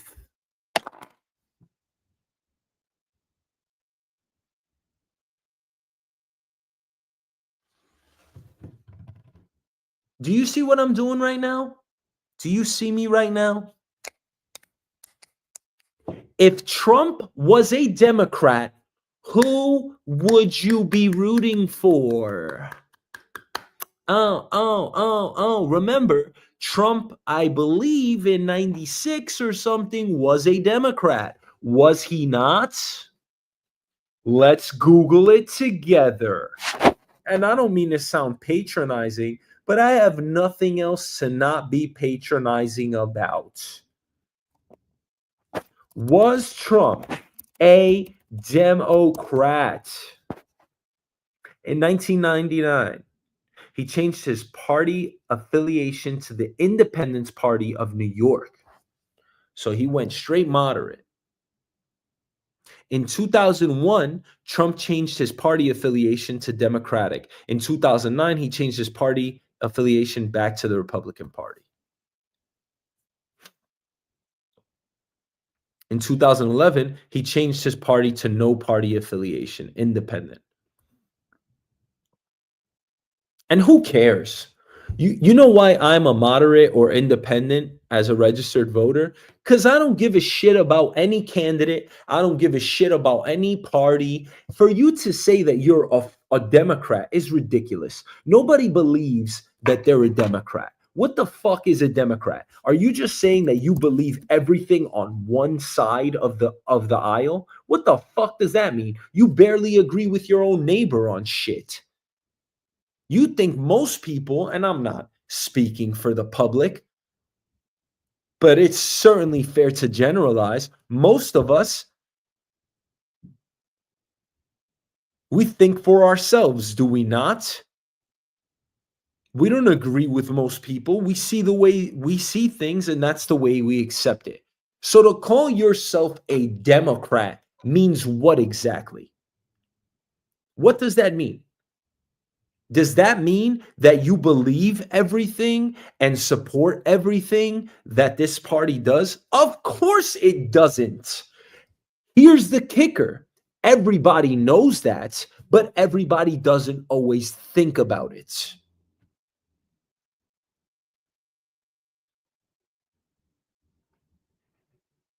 If you ask any person that supports a political party, do you agree with the whole host of agenda items or the agenda? Do you agree with the party's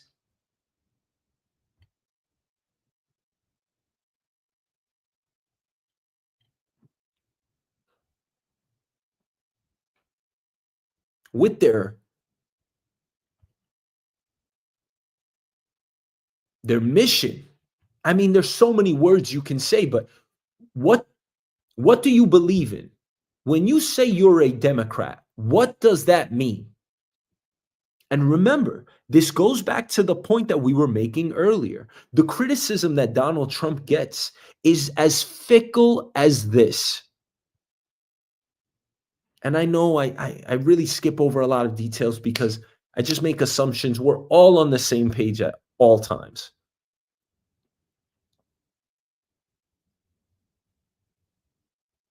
If Trump was a Democrat, you would be rooting for him. You would be loving him. You might be troubled by him for some things that he's saying, like every other candidate you've supported in your life, if you care about politics.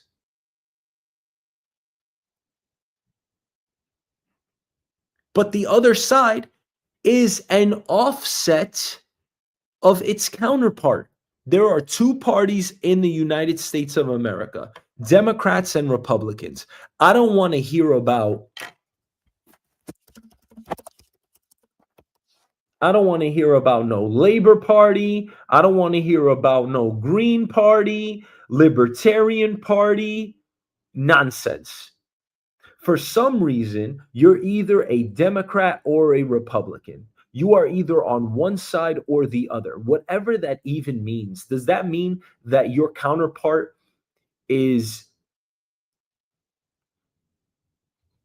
what does that mean exactly? Does that mean that your counterpart, a Republican, or your counterpart, a Democrat, is evil? Let me tell you something. And I get really perturbed by this. Everybody that you challenge, despise, dislike, everybody, anytime you feel like being mean to another human being, that's what we're talking about. Anytime you even feel like being mean, you just remember that you're looking at another carbon copy of human sentience on the other side. Remind yourself of the equality and the absence of division between you and the other person. You are the same being. That is a very hard concept to grasp. Certainly, it's probably easier to grasp that concept the first second you hear it, and then it starts dissipating immediately. Yes, we're all equal. Bam. But then you realize how different we are at the same time. And I feel like that is way more not of significance, but it's way more relative. It's certainly sexier and flashier to even say.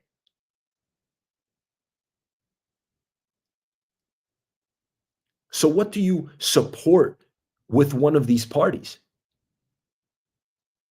Are you a Democrat? Are you a Republican? What are you even representing? What does that even mean? And look at the audacity of this poster. I'm glad we have it because, I mean, the absurdity of this. Which party is better for the economy? You might as well write which party is better.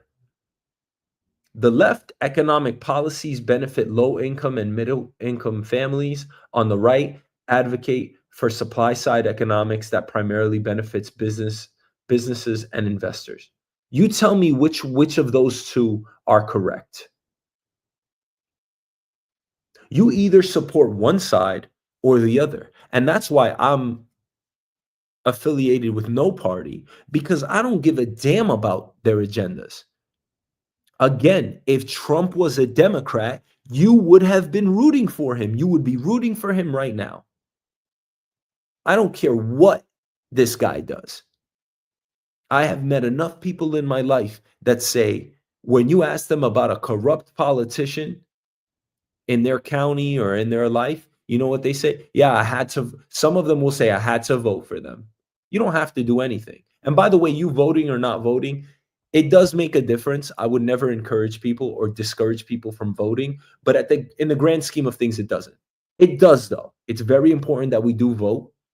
I vote not for the importance of it. I vote because I think about all of the soldiers that had to die and all of the people before me that fought for these freedoms. That's why I vote. I will always go vote.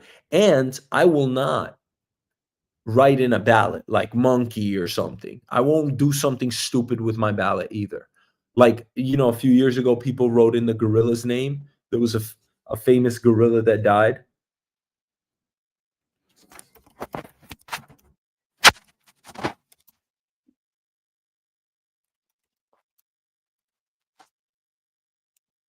Harambe. You guys remember Harambe? People wrote in. How many people voted for Harambe? Look at this. Like, so Trump, how about this? Hillary Clinton got 48% of the vote. Donald Trump got 43% in 2016. Right? Harambe got 5% of the US vote. That means 5%. Like, who the fuck? Are you serious? If those numbers are real, right? I have a very hard time believing everything in the news. I don't believe everything in the news. I believe that there's definitely a lot of lying and a lot of deceiving out there. But the fact that 5% of Americans, some people find that funny. Some people find it funny that on November 5th or whenever elections are, you went outside and you fucking voted for a monkey. People find that funny.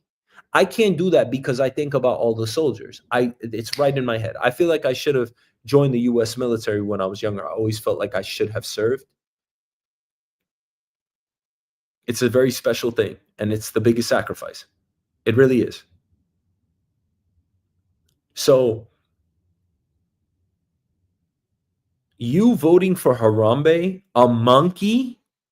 I mean, seriously, 5% of the US vote? Let's look at 5% doesn't mean anything to anybody.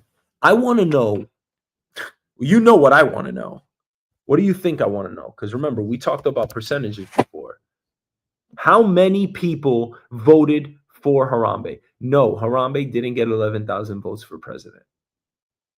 Some people see CNN and throw a dig over there. I don't like shitting on anybody or anything. Claim a dead gorilla named Harambe received 15,000 votes. Maybe he did, maybe he didn't. How many people fucking voted for him? I mean, how do we not have those numbers? That's a problem right there. False. All right, but how many people voted for him? Because I definitely believe some people voted for Harambe. Yeah, I think there was some evidence out there. So it's not 15,000, but the fact that people voted for a monkey, that's fucking crazy. And he was a beautiful monkey, and I think he died by tragic reasons. Like, I forgot how the hell did he die? A 3-year-old boy climbed under a fence into the gorilla enclosure. Harambe grabbed the boy, dragged him through the moat, and threw him.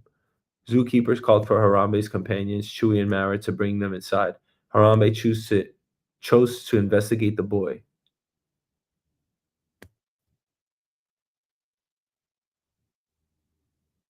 A zoo worker shot and killed Harambe with a sniper rifle.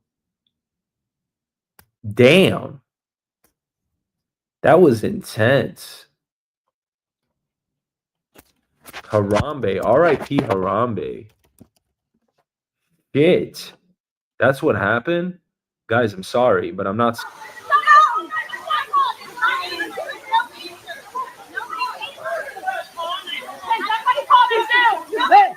my God, I don't know how to go. Hey. Come here, come here. Okay. Mommy's right here. Please come.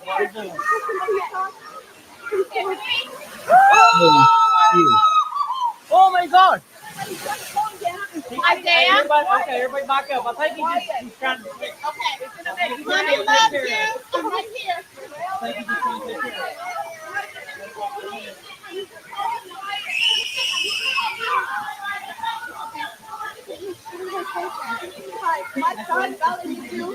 No, he's playing with it. He's playing. He's playing it. No. See there. See there. Oh man, this is intense. I remember seeing this video, but what happened? Oh man, what happened to this guy's video?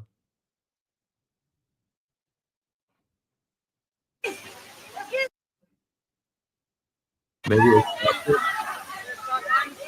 Yeah, maybe they stopped it, but damn, yeah, so someone shot and killed Harambe and people voted for him. I mean, that was intense. Damn, you saw that? I mean, you know what? You know how I got to read that? Because you got to blame somebody. I mean, you don't have to blame anybody, but sometimes you want to just blame somebody. The 3-year-old climbed a fence and fell in the fucking zoo. First of all, zoos suck. And I've been to many zoos and it's sad. It's sad that it sucks, but I'll still go to a zoo and shit. Like, I'll go to a zoo. But that's fucked up, man. I mean, News with Shoy is hosting over here. You see this on screen? It's pretty dope. But Harambe, he was just an innocent monkey. He was a gorilla.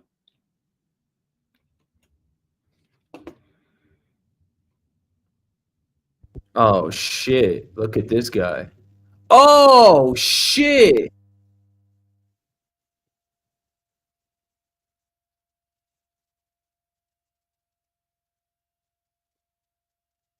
Oh, shit. This dude touched his wife. You don't do that. Cristiano Ronaldo, my guy.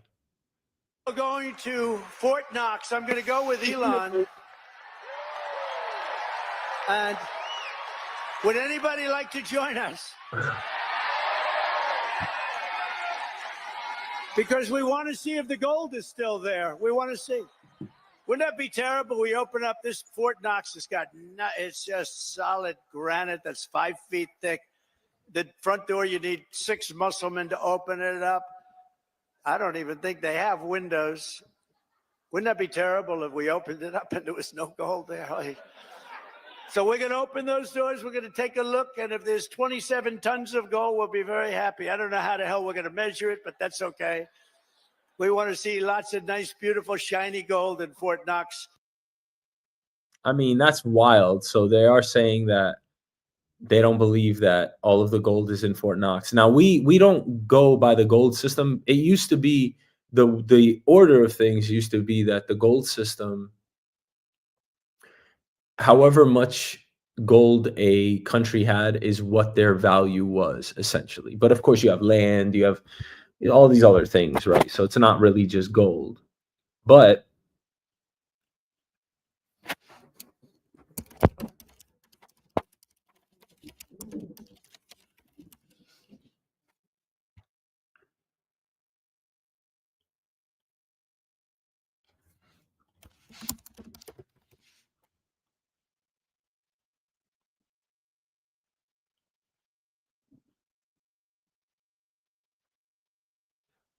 so the gold standard in 1971 was the basis for the international monetary system from the 1870s to the early 1920s, and from the 1920s to 1932 as well as from 1944, as well as 1944 to 1971.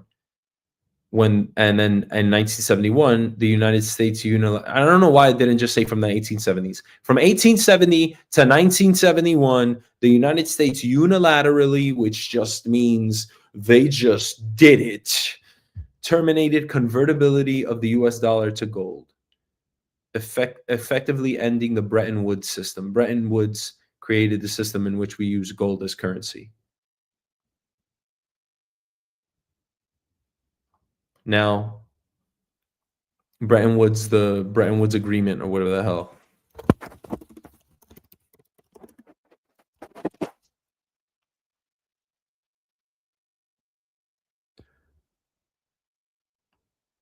Member countries fixed their currencies to the US dollar. The US pegged the dollar to gold at $35 per ounce. So each dollar was worth $35 per ounce of US gold. And then everybody measured their money against our dollars. So that's how the US dollar in 1971 became the de facto currency in the world. That it pretty much everyone's going to denominate in dollars. Now they use their own currencies, but the benchmark currency in the world, if you will, the most significant and valuable, especially that the US has never defaulted on their debt, meaning that we've never not paid our debts, meaning that we are considered the safest investment haven in the world. When people want to put their money somewhere that they feel super safe, that they're going to make like 2% on their money because they're worried about risk in the world as far as markets are concerned, they invest in treasury bonds.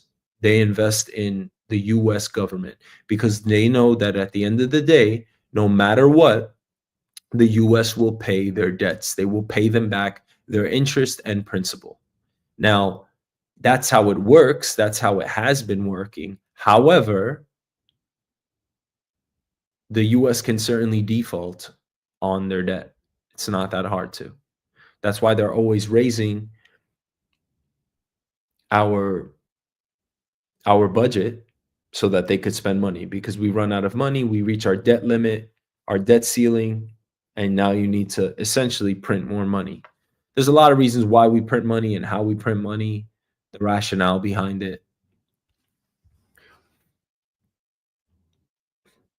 Anyway, so Donald Trump is going to Fort Knox with Elon, and they're going to audit the system. And if we're supposed to have 27 tons and we don't, you got to ask yourself, where the hell is that gold? Honestly, I always knew this. This is probably the most famous gold stash in the world, whatever the hell that means. But it's the United States Gold Fund. The fact that there would be something missing, like that's insane. That's got to be the biggest thievery ever. And by the way, remember this. We're talking about physical gold here. We're not talking about like you swiping away with credit cards or something. Now, that doesn't mean that we couldn't have had programs where we were actually extending credit for gold or purchasing credit for gold. We do it all the time with the US government system and the bond system in the world. So gold is extremely valuable, but can definitely be replaced by virtual credit, like credit cards and phones and different technology. You could even say, give me Bitcoin. So you give me, I don't know, a memory stick with Bitcoin, or you transfer it to my wallet and I'll give you gold bars because we know how much gold is worth. But to see that gold is missing, that's very interesting. And I'm sure the US wasn't stupid enough to not have marked the gold. I mean, I don't know if they would have, I don't know. Can you trace back the gold? We probably put something in the gold. Hey, let's ask that question. That's a great question. Can we trace gold in Fort Knox? But we got to get to the news. Yes, the gold at Fort Knox can be traced, and the U.S. government conducts annual audits to verify that the gold is accounted for.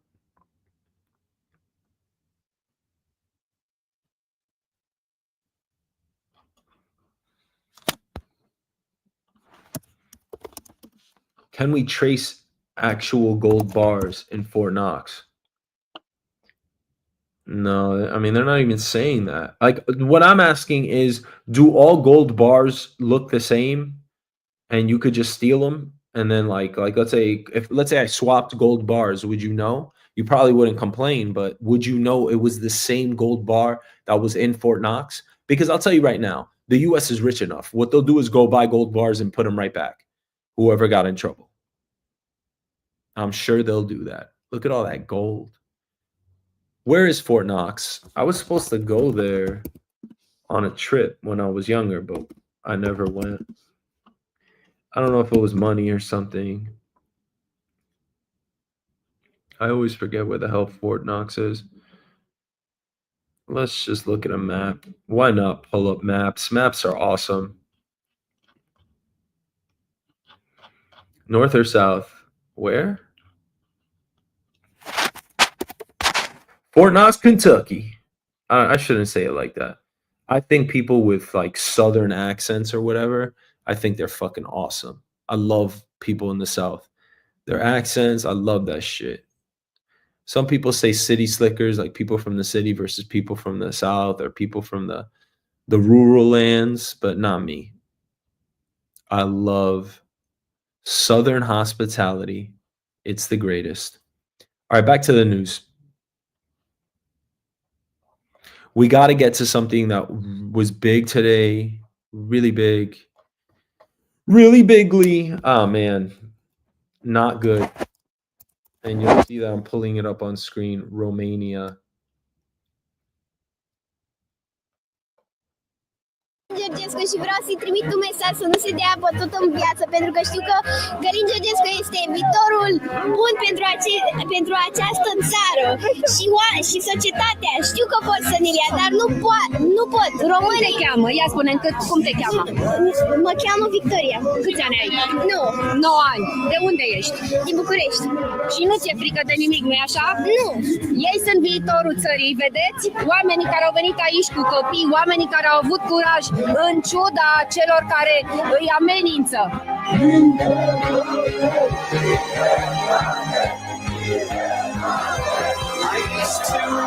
Autostimă, dați-mi voie să vă îmbrățișez, dragi. Mai bine. Sunt cetățean tot din județul Brăila. Am stat 22 de ani la Roma și am venit mulțumită domnului Călin Georgescu când s-a întors domnul Călin Georgescu din Viena. So here's the thing, and that's a really beautiful video. I wish we could watch everything, but can't always do that with the Shoy Show. I gotta worry about my sponsors. Not that I have any yet, but when I do have sponsors, if they ever come, I gotta worry about this shit. And I gotta be like, whoa, it's gonna cost you X amount of dollars. And they're gonna say, why is it so expensive? And I'm gonna say, look, because number one, I'm gonna give money to charity. And number two, I gotta live my life so I don't work a full-time job. That was the point here.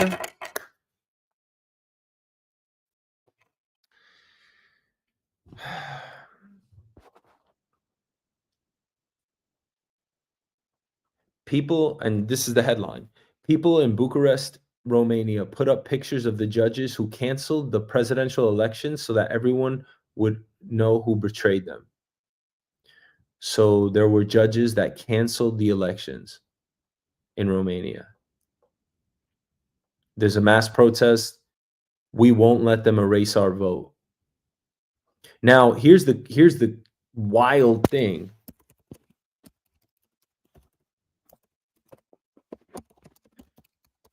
This begs the question, when were the Romanian elections supposed to be held? So they were held on December 1st.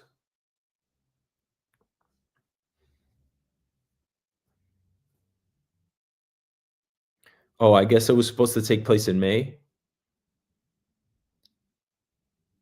Okay, so the first round will take place on May 4th with the second on May 18th. So elections were supposed to be on May 4th. So they were supposed to be in May. And this host of characters, these judges, they canceled elections today, which is crazy. And that's why everyone's protesting. I love protests. I used to call them useless and not necessary, or I just thought they were a waste of time, because most leaders are smart enough, like they know how to play chess, and they're just going to ignore it. And even if you're very loud and you're very rambunctious and you riot and even if you don't spend, it's very hard for you to win that battle. It does say something that people protest. I think protests are very important as well. And I think when there's a large group of people that are galvanized for a certain belief or theme kind of reduces down the idea, or takes away its luster. And I'm not trying to do that here. But when people when people do protest, it truly is amazing. I mean, people going out in person, voicing their opinion, their concerns. It's not shocking that this many people did it. I mean, I don't know how many people. That looks like a dozen people. Remember, people at the top in those powerful positions, they control things. So the fact that this even happened anywhere, I mean, it could happen in the United States. Anything can happen.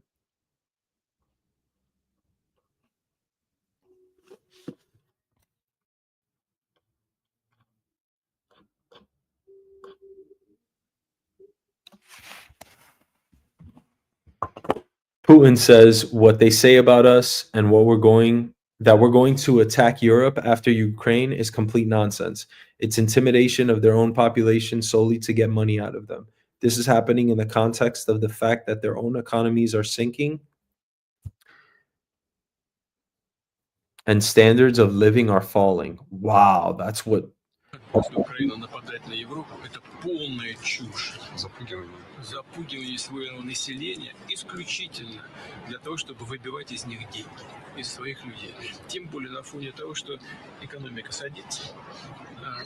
It's hard for me to like Russia. I actually went to Russia a few years ago. I have my anecdotes and my experience when I was in Moscow. And I mean, people told me they were poor there, and I believe it. And I don't believe that people in this world want war. I believe that most of us are good people, kind-hearted people. I do believe it. I believe we have hard lives because we all have to work so hard. And I believe that the understanding that we will all die one day creates this common ground that is unexplainable and truly beautiful, which allows us to find tolerance and civility in society. I don't believe we're bad people. And I certainly don't. I believe that we were born with good hearts. That's why I believe in God, because to me, that just makes rational sense, to be honest. Where does loving with the heart come from? What is the heart? How do you explain the heart? To me, the heart is from God. Love is God. God is love. And there's the connection. That's how you explain love, and that's how you explain God. Very simply, in my opinion. And I don't know anything about this life, but that's how I would say it. So to think that Russians are sitting in Russia and saying, yeah, go kill Ukrainians, that to me is absurd. I'm sure there are a lot of people that say, you know what, fuck Ukraine. Let's take back our land. Let's reunite the USSR. I'm sure. And you know what? They're entitled to their own damn opinion. This was the USSR. Russia today is still the largest landmass in the world.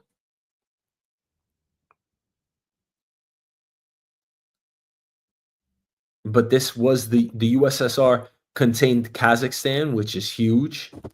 You could see it down here. I'm going to pull this up. I mean, look at how big this was. Russia is the biggest landmass today. They gave up Kazakhstan, Uzbekistan, which lives in, which borders Turkmenistan and Kazakhstan. You have Tajikistan. I actually met people from all these places. And Kyrgyzstan. I mean, look at how many countries have come as a result. I don't even know how many it is. Belarus, Ukraine, Moldova, Crimea, they're all Russian. Everybody believes that they're Russian, some type of Russian. It's almost saying like you're Spanish. Like when somebody says you're Spanish, you could be Dominican, you could be Colombian, you could be Puerto Rican, Venezuelan, Mexican. When people say that you're Russian, it's like, I mean, if you say you're Ukrainian, you are from Ukraine, or Moldovan or Crimean, whatever it is. However, but people still associate the USSR with this entire geography as being Russia. And I don't believe anyone in the USSR or anyone in Russia or anyone in the world for that matter was sitting there saying, yeah, let's bomb Ukraine. Why would they want to do that? You think people would just want to kill other people? No, I believe people are good in this world. I believe that they have good hearts, that we have good hearts. So I don't believe that Russians want to kill Ukrainians. And this whole situation sucks. And we were talking yesterday about how how Donald Trump is changing the narrative as he always does. Again, Donald Trump is not a stupid man. He's extremely strategic and intelligent and just he knows how to execute. There's no other way around it. And he does it as an art, not a science, which is amazing. It truly is how he navigates this world. I don't believe people are bad in the world, but on the same side of that token, people really don't even know what is going on. For instance, as Americans, whoever's American that's watching this, how do you internalize the war with Iraq or the war in Afghanistan or the war anywhere else? How do you internalize that? I guarantee you, if we kept reporting deaths, people would hate it. And sentiment would probably shift to the side of ending the war. Then there's going to be a large tranche of people that say, I don't want war at all. I'm one of those. I do not want war. And this also comes with the understanding, the semblance of understanding that I have in knowing that I'm only here as a byproduct, as a conclusion. I'm only alive and born in Queens and born in New York and having all the opportunities that were afforded me and the life that I lived because of all of the other people that had to die before me. There had to be a lot of war in this world so that I could even have the opportunity to live and exist and have the life that I do. And that goes for everyone else. So when people say no war, I mean, I'm not going to say good things came of it because I'm not going to say that the fact that I'm alive is good. But to some extent it is. Is it not? I'm only alive. I'm only able to have this conversation, to do news with Shoy, because a lot of people had to die and sacrifice and ensure the safety and safeguards of our country. So war, to some extent, I don't like saying this, but you have to say war is good. You have to some extent. Every piece of land in this world and whatever luxury or what, not even luxury, whatever you're afforded in this world, it's a byproduct of warfare. And that's not your fault. That's none of our faults. That's just the design of the human species. We're going to fight over things. That's how we operate. There's nothing wrong with that. It's understandable as far as recognizing how human beings operate and interact with one another. Who are we? We are lustful people. We are greedy people. We're not bad people, but we have our vices. And one of those vices leads us to warfare. And the only reason why we actually have countries with borders, all of the land of which it is finite in this world, on this earth, has been crossed up philosophically to say, this is where I draw the line. This is where one piece of land starts, and this is where one piece of land ends. I believe in a world without borders. I understand that that's wishful thinking, but to me, if I want to live in any city in the world, it should take me approximately 2 weeks to transfer my residence to that location. You want to talk about artificial intelligence and the advancement of technology? It should be that easy. I should be accountable for, as a human, the way these countries work and everything. To me, we don't even need countries. We should all just be good to one another. I know that sounds crazy and it's a little wild. We could get into that one day, but again, I do not believe for 1 second that Russians want to kill Ukrainians. Come on now. People don't want to kill people like that. It's just not like that. People dislike others for whatever reason, but to kill, no. So the fact that Putin did this, I mean, I guess they're saying to protect their sovereignty, whether you believe that Ukraine joining NATO was a justifiable catalyst to attack Ukraine. There's a lot of people that believe that. And Donald Trump's comment the other day, calling Zelensky a dictator, that's a big move. He walked it back just yesterday. I think he said it on Thursday, and then he said no, he's not a dictator on Friday. Some media reports were saying this is a reversal of foreign policy in 24 hours. And to me, it's like, shut up. You know why? Because Trump does things his way, and the way that he does them it's instrumental. I feel like people think Donald Trump just throws things out there. Like he goes off a whim. He does, but it's because he trusts himself. And ultimately, he knows how to steer the ship. It's very interesting. And I used to hate the guy because, again, I think what I was being fed. I've seen enough full interviews with him that I'm like, you know what? I really don't hate the guy. Is he perfect? Who the hell is perfect? Does he seem like he cares? Yeah. Is he going to get rich as a byproduct of being the president? Duh. What fucking politician doesn't get rich from fucking being in power? Are you guys crazy? Come on now. The difference between US corruption and the rest of the world's, and it's hard to define it that way because that's really not fair. But I know that US corruption can be defined as doing it clandestinely, doing it so that nobody has a gripe, doing it so that you remain in the shadows. We're good at our corruption. I believe most corrupt people are. But the US is damn good at it. It's not that I don't believe Donald Trump is corrupt. I believe all humans are corrupt. Are you filing your taxes by the letter of the law? Probably not. And that's part and due to the increasingly difficult to read tax code. But come on. I'm just telling you to look in the mirror. I'm no better than Trump or Putin for that matter.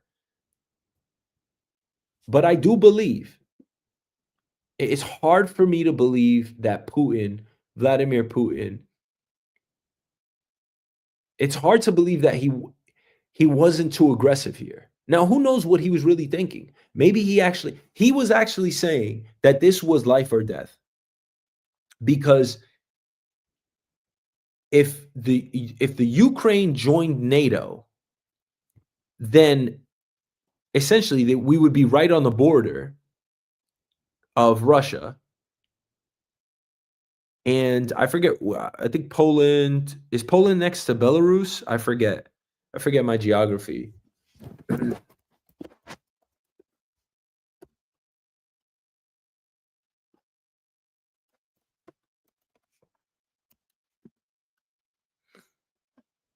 Yeah, Poland is over here on the left of Belarus. So they're saying if Ukraine comes over here, look at how big a piece of land this is. If Ukraine joins NATO, it's so close to Moscow. And I don't believe, actually, let me see something. NATO countries.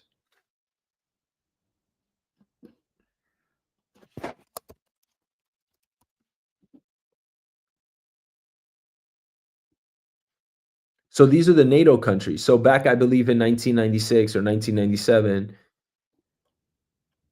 Latvia, Lithuania, and Estonia joined NATO. So look at how big NATO is. And this is what Russia was saying. Russia was saying that this is existential.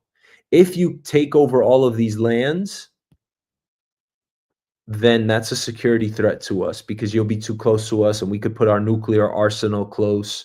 We could put um, bases, military bases, right? It would just be less safe because we would be with an ally. So did Russia actually have the right to attack Ukraine? And I'm going to tell you right now, the majority from the inception of this war, I would say hell no, because I don't want to see war in this world. Fuck war. War is stupid and war sucks. And again, that's understanding in the backdrop that war is necessary. I'm not sorry for saying that. I hate war. But again, I would not be here. No one would be where they are. You have to fundamentally at least admit that. You would not be who you are, where you are, afforded all the opportunities that you've had if war did not come before you. War preceded you, and as a matter of fact, you are. Full stop. You are. You are who you are because of war before you. So, in understanding that, I'm not saying I love war. I'm saying that war is necessary. You have to admit that. I think that's fair. I think that's more than fair to say. I actually think it's the correct thing to say because I think it's actually legitimate and the truth. So now you have to ask yourself, is Russia justified for attacking Ukraine? In my opinion, hell no, because I don't agree with war.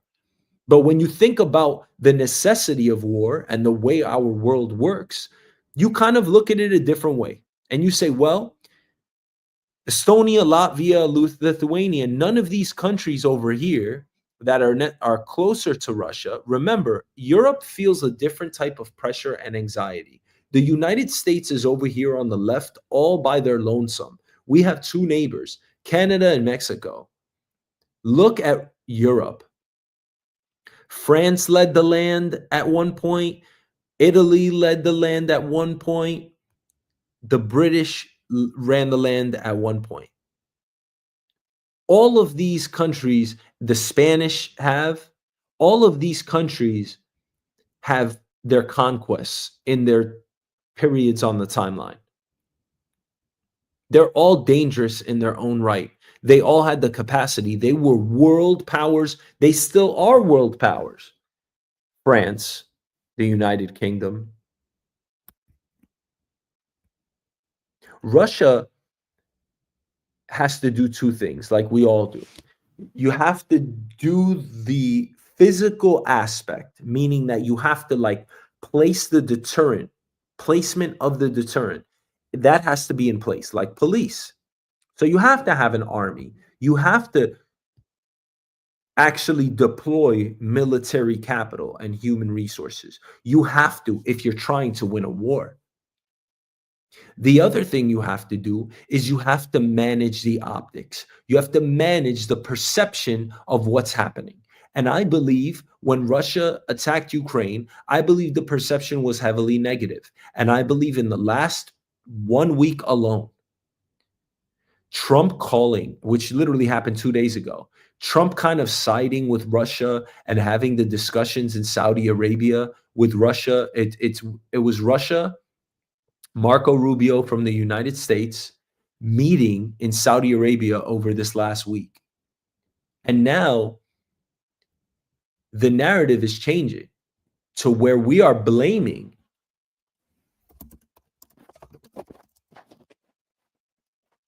Ukraine. Trump admits Russia attacked Ukraine. Trump blames Ukraine. I mean, when you think about that, you start thinking, wow, the narrative is going to shift completely. And people are going to end up saying the Ukrainians are actually wrong. Or maybe not that the Ukrainians are wrong for being attacked, but maybe Russia is right for feeling threatened.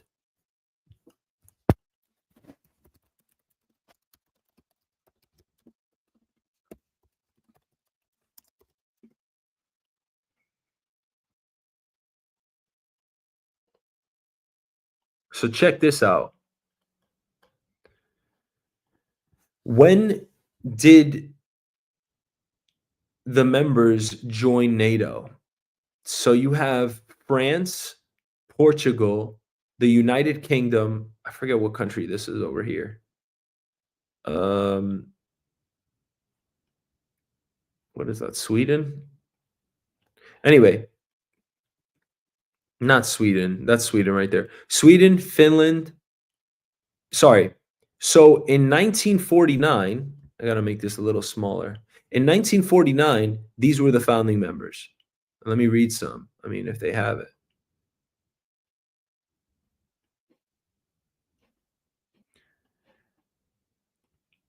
So in 1949, Belgium, Canada, Denmark, France, Iceland, Italy, Luxembourg, the Netherlands, Norway, Portugal, the United Kingdom, and the United States. So the countries in Europe were Belgium, Denmark, France, Italy, Luxembourg, the Netherlands, Norway, I think that's Norway up there, Portugal, and the United Kingdom, and the United States.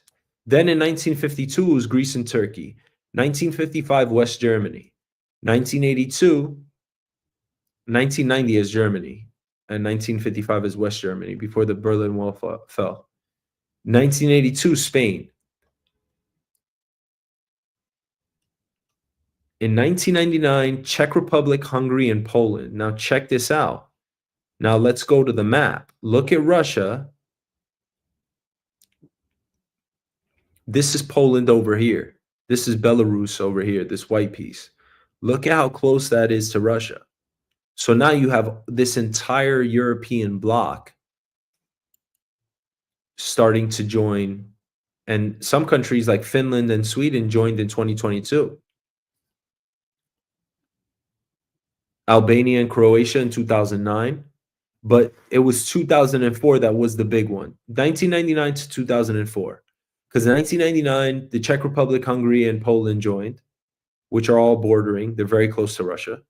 And a state's away, really. And in 2004, Bulgaria, Estonia, Latvia, Lithuania, Romania, Slovakia, and Slovenia. So, I mean, and then in 2023, Finland, in 2024, Sweden. So if you look at this map, I mean, look at the dominance of this alliance versus Russia. And Russia's one country. They're a big country by landmass, but how many people are in Russia?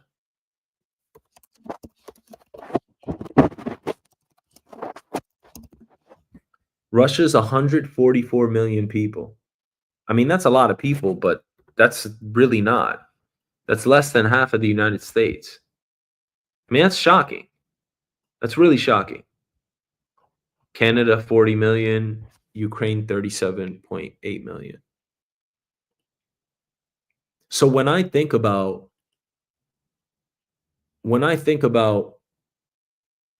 Vladimir Putin and him attacking Ukraine, I mean, again, is war necessary? Yes, war is necessary in this world. We wouldn't have an earth. We wouldn't have history. We wouldn't have civility. We wouldn't, I mean, human beings are designed to fight. War is necessary. The question would then be, is Putin justified, or more so, did Putin truly feel threatened? And I don't mean to ask that in any way to form or shape your opinion. The question is as generic as it should be, and as it could be, and I mean it emphatically. I would like this question to be as crystal clear and concise as possible for you to formulate your own opinion.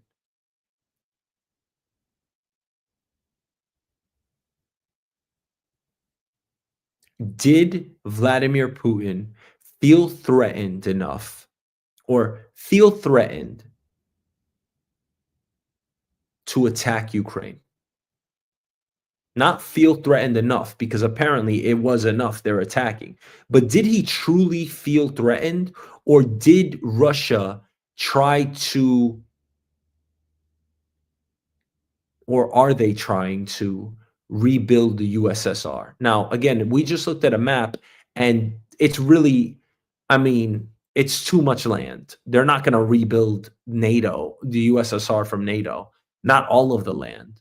I think that's an impossibility in all of these lifetimes, especially considering the fact that I believe we there's more of a deterrence for war. People don't like war. People don't want to go to war for the most part.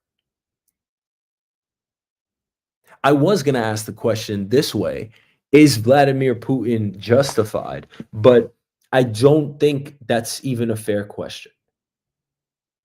I mean, if you can answer that and try to really go into it and say, all right, like, was he actually threatened? Was he actually scared, worried, as a presidential leader would be?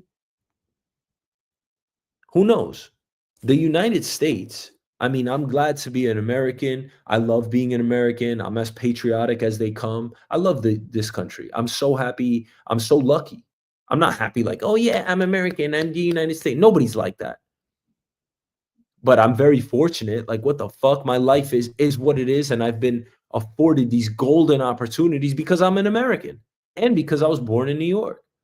All of the things culminated. I'm very thankful for what I've been given. I must be.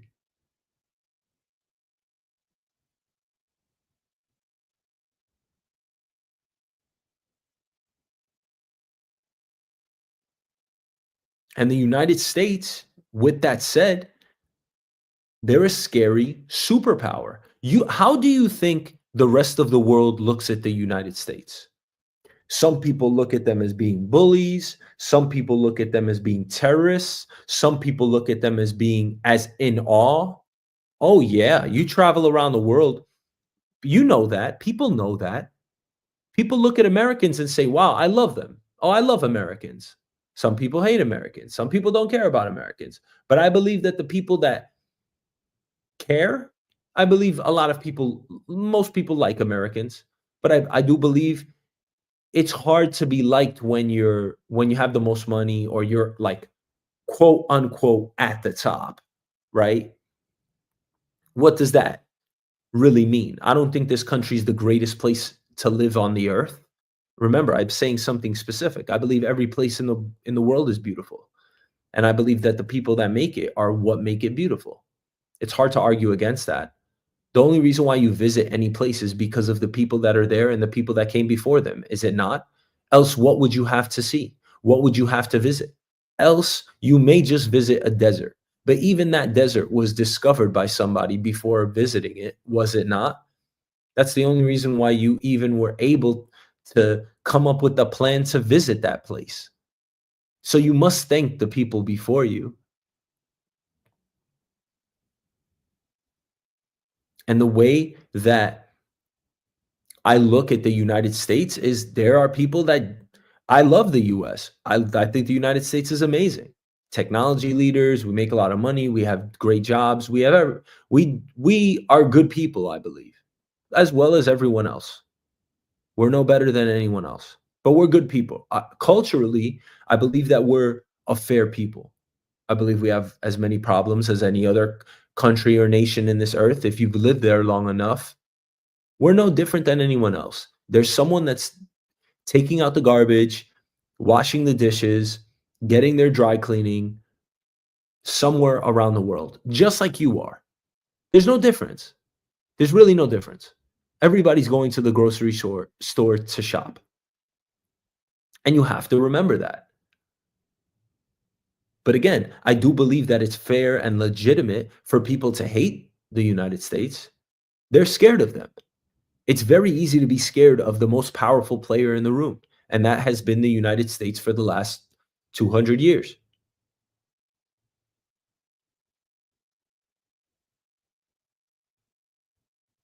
So now you got to ask yourself, when you look at the map of the USSR, the Soviet Union, and you see that you're being usurped. You're being usurped by NATO. There's a whole alliance that keeps expanding. Maybe Vladimir Putin really did look at this as being existential. And let me tell you something. It's very hard for me to even ask that question because I feel like I'm defending him with that point. And I'm not. I don't like war. I really don't. I hate war. I'm anti-war. No war ever, never, never, ever, never. No war ever. We should never have war. But again, I'm also not stupid and I'm not unreasonable, impractical,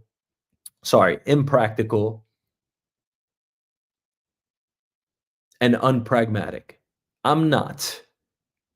The way the world works is the way these divisions are created is through warfare. You are only alive because of it.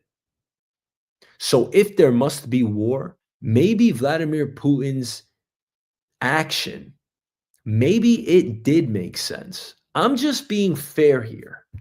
Maybe it did. Maybe he actually felt threatened.